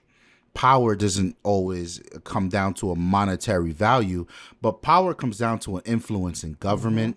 It comes down to a noble influence, how you influence government. It comes down to how you influence laws. It's not until we ascend back to that level of power that we can, as a whole, say, yo, y'all niggas ready to get rid of this word? Right. You know what I mean? Like, really, really get rid of this word. And then we can get the perspective. But today, our level of power, and I will never take this away and is much needed, is hip hop. That's our level of power. That's that's kind of the only thing we have to equalize. And like Snow is getting at, son, the word nigga is all over the fucking word, or all over our power in this world today and our influence on culture.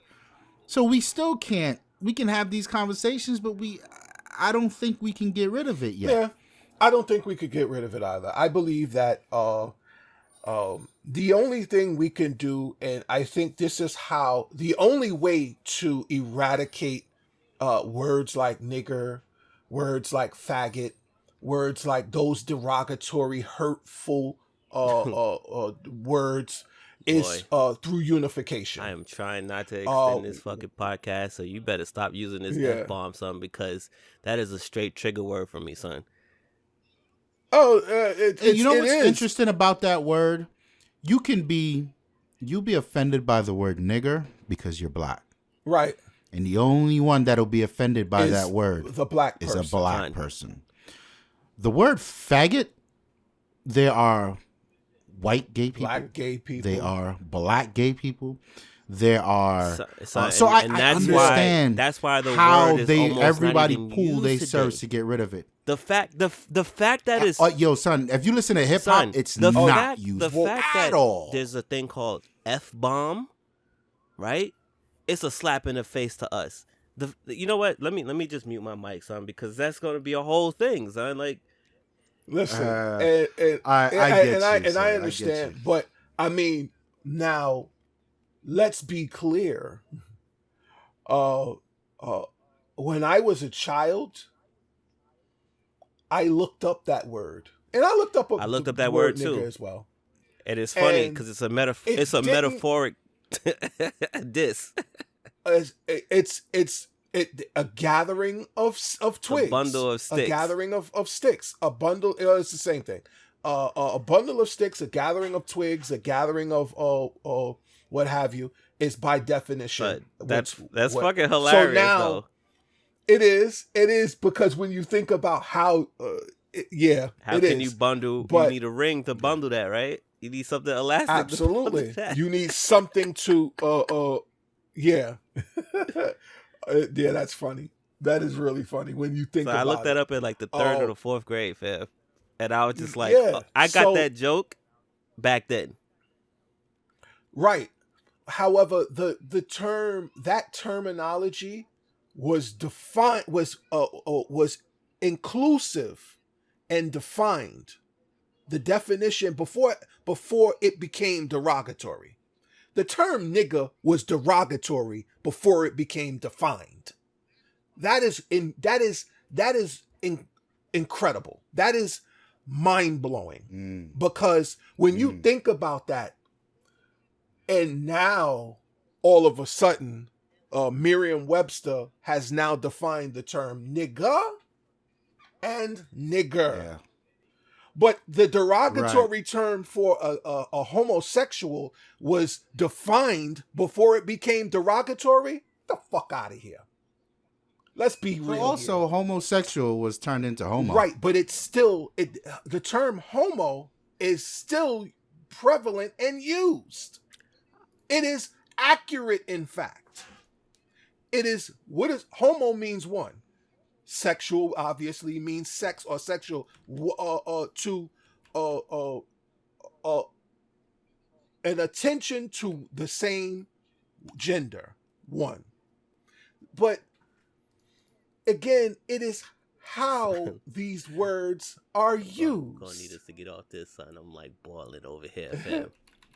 Cause I'm about to start bringing in other shit too, like, cause I'm connecting it back to everything that I'm saying in my head. I'm connecting it back to the N-bomb of why it should be, like, why we should have made a decision to stick to just not using it. And I get the whole one came before the other and the other came before this, and it's just the powers behind everything else. Like, for instance, and I'm just gonna mention it, and we can get off it, right? Son, do you know they got the ho phrase stopped?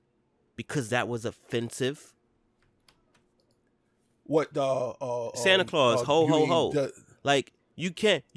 Tell me when's the last time on TV you heard Santa Claus say ho. Because the term ho is offensive.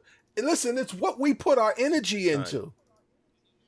It's Yeah. what, Son. And then that's Snow's attack on hip hop. Is we're still using the word though, like. and until we make a conscious effort to, and I mean, I'm I gonna can tell get you it. Oh something. my god, I can go so deep in that because For sure. every fucking fight that's come down, and I'm gonna go in this box right here because I'm pretty sure there's gonna be some black women who make it to the end of this episode, right?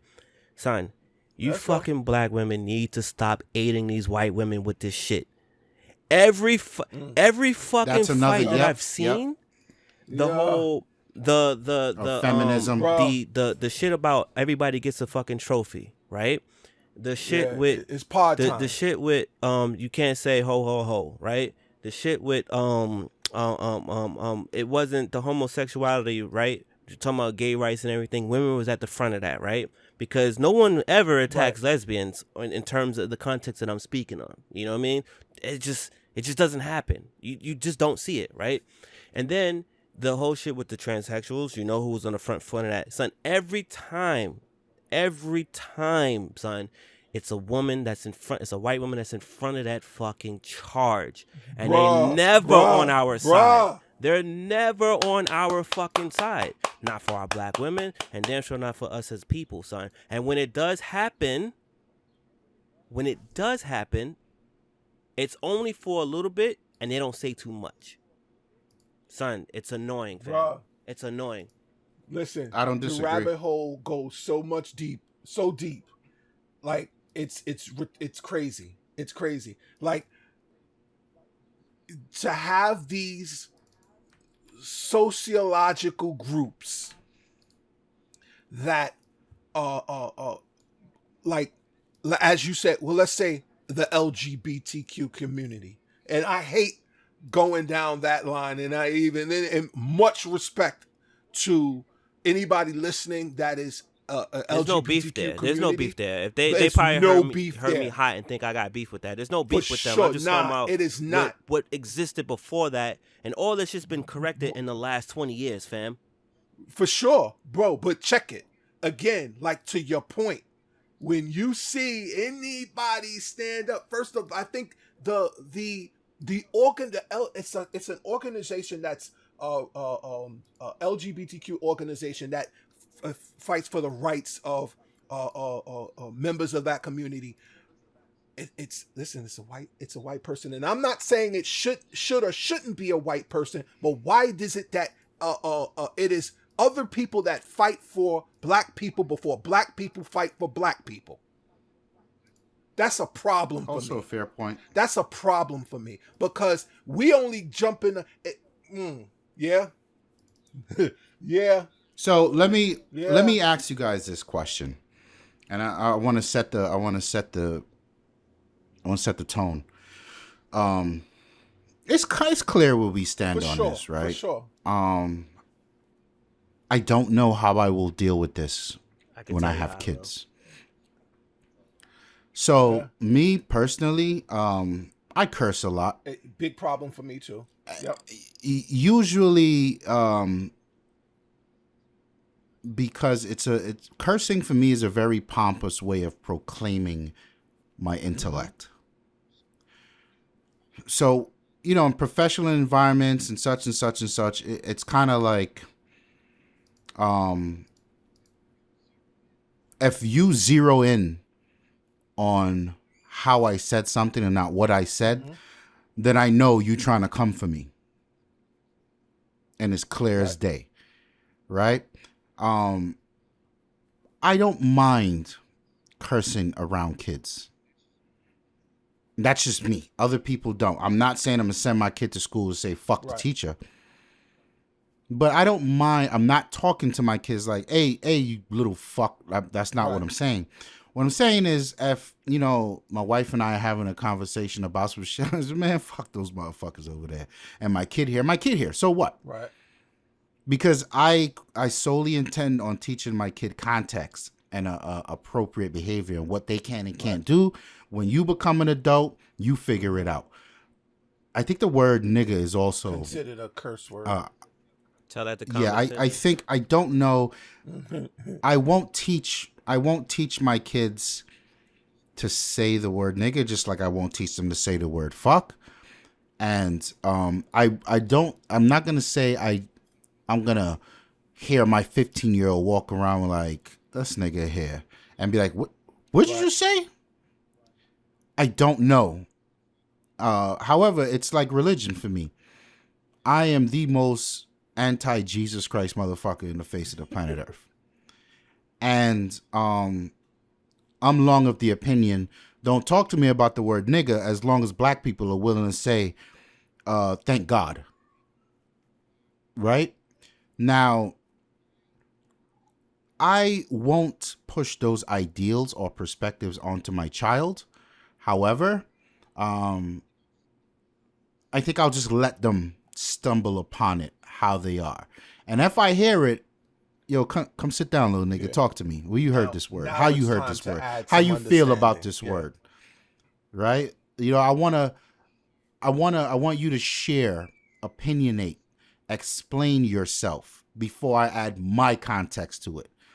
Because a child, and this is something that our parents didn't raise us, a child also has their own perspective and context. That's what makes it even more murky for me. How do you guys feel about that? I don't have any opposition to it. If you know, if and when you know, I bring up some little geises and what have you. I listen. You stumble across the word, and I would implore that the child that I raise, or and the child that my wife raises, when we hear this child say a word that they are not entirely informed of, then it's our role to step in and say, before you go further saying something that you don't understand, this is what it started, this is where it is. You should understand by our conversation that there is a time that it's acceptable or could be acceptable, and there is a time where it cannot be acceptable or may not be acceptable. And it is up to you to make the decision of when it can and can't be said, or shouldn't or shouldn't be said, should or shouldn't be said. Amongst your friends, this is your lingo. Okay. But that's the key right there. But yeah. Now when you all would expect that we would raise our children to be productive in society. So when you're now of college age and of working age or what have you, and when you're sitting at these jobs, whether it's a job at Starbucks or it's a job at Wall Street, you should be inclined to know that the usage of that word has repercussions, because these places have standards, and those standards state that no, you shall not offend, even if you believe that it's not offensive, and that even if you know what I'm saying. If you're in a job and no black person is offended by you saying nigga, if the white person is offended, you have just done yourself a disservice, and you can be dismissed from your job. Well said. That is not an across the board. I mean, I'm sorry. That is not a ethnic specific thing, because of the way when it comes to jobs and equal employment is concerned. People, we would say, well, how the hell did I offend a white person by saying nigga? Because they have black friends. And if you have offended their position and how they feel about their black friends. Be careful what you say and where you say it. So for Absolutely. me, there's a couple things in the world, in our worlds, that we know is just gonna happen, right? None of us, by the time we start having kids, is gonna stop listening to hip hop music. None of us is gonna move to a land to where when they go to a school, they're not gonna talk to other kids, that you cannot stop them from listening to hip hop music, right? And therefore dissemble the word nigga. The word nigga is going to find your child. If they're black, they'll be able to, unfortunately and ironically, pick it up and run with it automatically, right?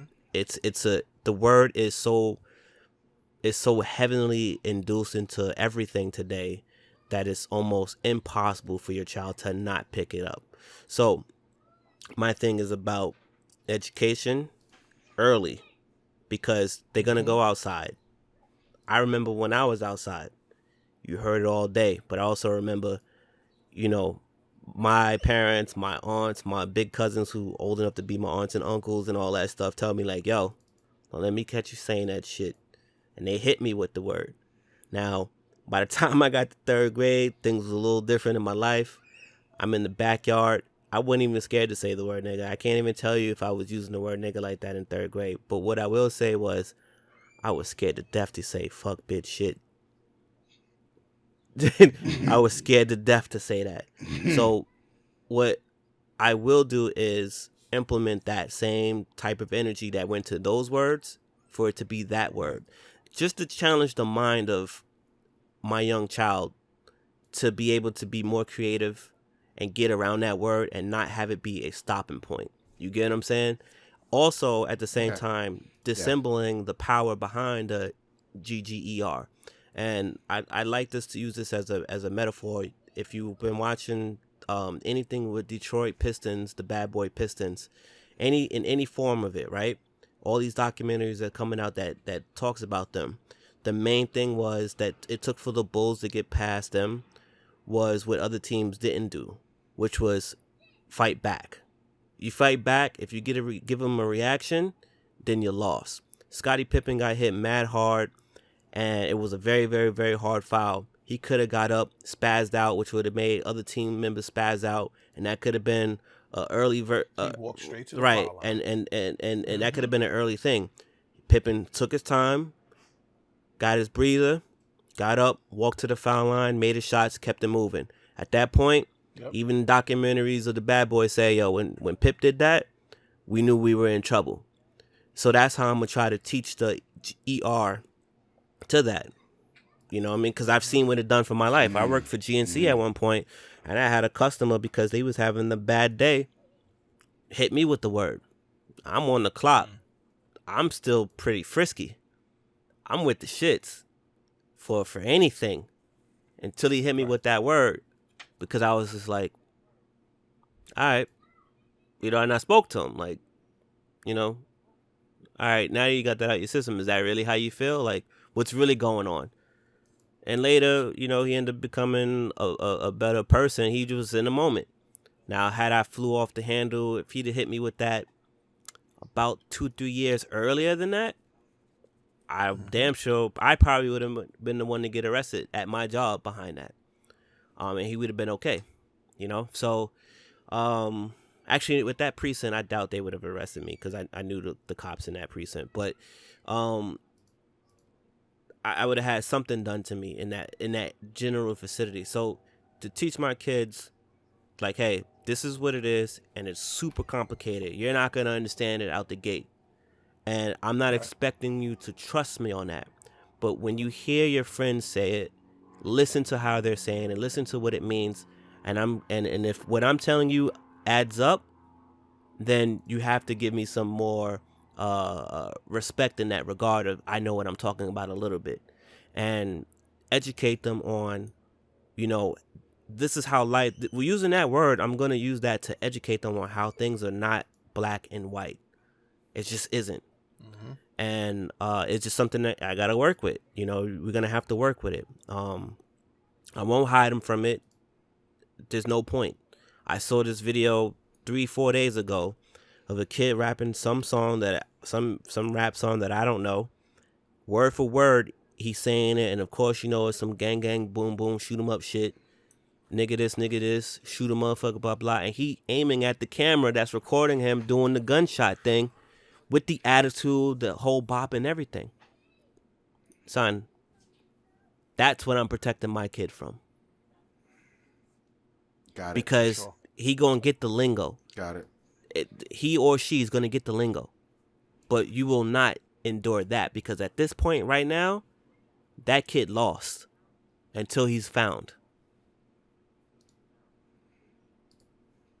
Got it. Okay.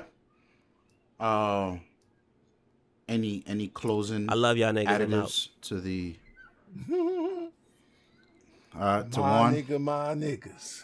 right. YG said it best. And I'm gonna say I love my niggas like I love my niggas. Shot. DMX said That's it it. even better. Love my niggas, but where my bitches? We could talk about that word Out later. for my niggas. Like Jay-Z said, rich nigga, poor nigga, light nigga, dark nigga, still nigga. You still a nigga. I think So Ja niggas, Rule so- had one too. Yeah, we could go all day. Hey yo, hey. We could go all day. There's no respect for Ja Wu-Tang's Rule. for the kids. What my man Chappelle said? Ain't nobody 9/11 What happened. does Where's y'all gotta say Ja? about this? Yeah, nah, that's it. Look, man, another episode in the can, a heavy one. We've A been long enjoying one. the feedback. We've been enjoying the additional conversations that come out of this. And wherever you guys see us, we would love to continue this. This is a very perspective heavy thing, which means everyone's opinion on this matters. And I would love to hear it. You know what I'm saying? And I don't often, I spoke to John. I didn't speak to him, but I spoke about that relationship we share. And I would love to get his perspective on that as a white person. You know what I mean? And Maybe we can get him on. some people just don't give a fuck about what white people have to think in this because of obvious reasons. But I think it's also good to hear how they have to traverse this landscape in terms of this word and how prevalent it is in our society. So, you know, if you're in the culture and you white, reach out, man. I would love to hear, you know, your side of things. I agree. I agree. I as well as maybe you're a Spanish of Spanish culture. If you're Asian, just to hear what their feelings are about this word and where they land with this word. I have a Brazilian homie, woman, and you know, we as black people, we kind of accept Brazilian people as the same way that we accept as a Latin person. You know what I'm saying? Like we do that with them. So I was joking with her one time, and I was like, "Yo, you my nigga. You can say nigga. Like, why you don't say nigga?" She's like, "Snow, I'm Brazilian." I was like, "What the fuck does that mean?" So I'm joking with her because she doesn't know that I know that this is a thing for them. So I was really like fucking with her. She was just like, "No, I'm not doing it." I was like, "But you date black people. What's the problem?" I was just joking with her, but you know, it's a very interesting conversation, and I think I say this all the time about black people. We can't do everything that everyone else does, and we need to listen to the opinions of others because it is very important. And the reason why it is important is because a lot of them are gatekeepers, whether they are loud or silent. If we know what we're fighting against, what we're trying to fix, and what we need to absolutely double down on, we ain't gonna know by being ignorant to everyone else. That's a fact. Yeah. You can find this episode and every other episode, as the LD staff would say, on your latest DSPs. Sure. In the description of the podcast, you can find links on how to reach out to us in our various social media platforms. And yeah, thank you for listening. My name is Ramon. Tawann, aka the Kicks God. Your boy Snow, guardian of the niggas. And we out of here. Peace.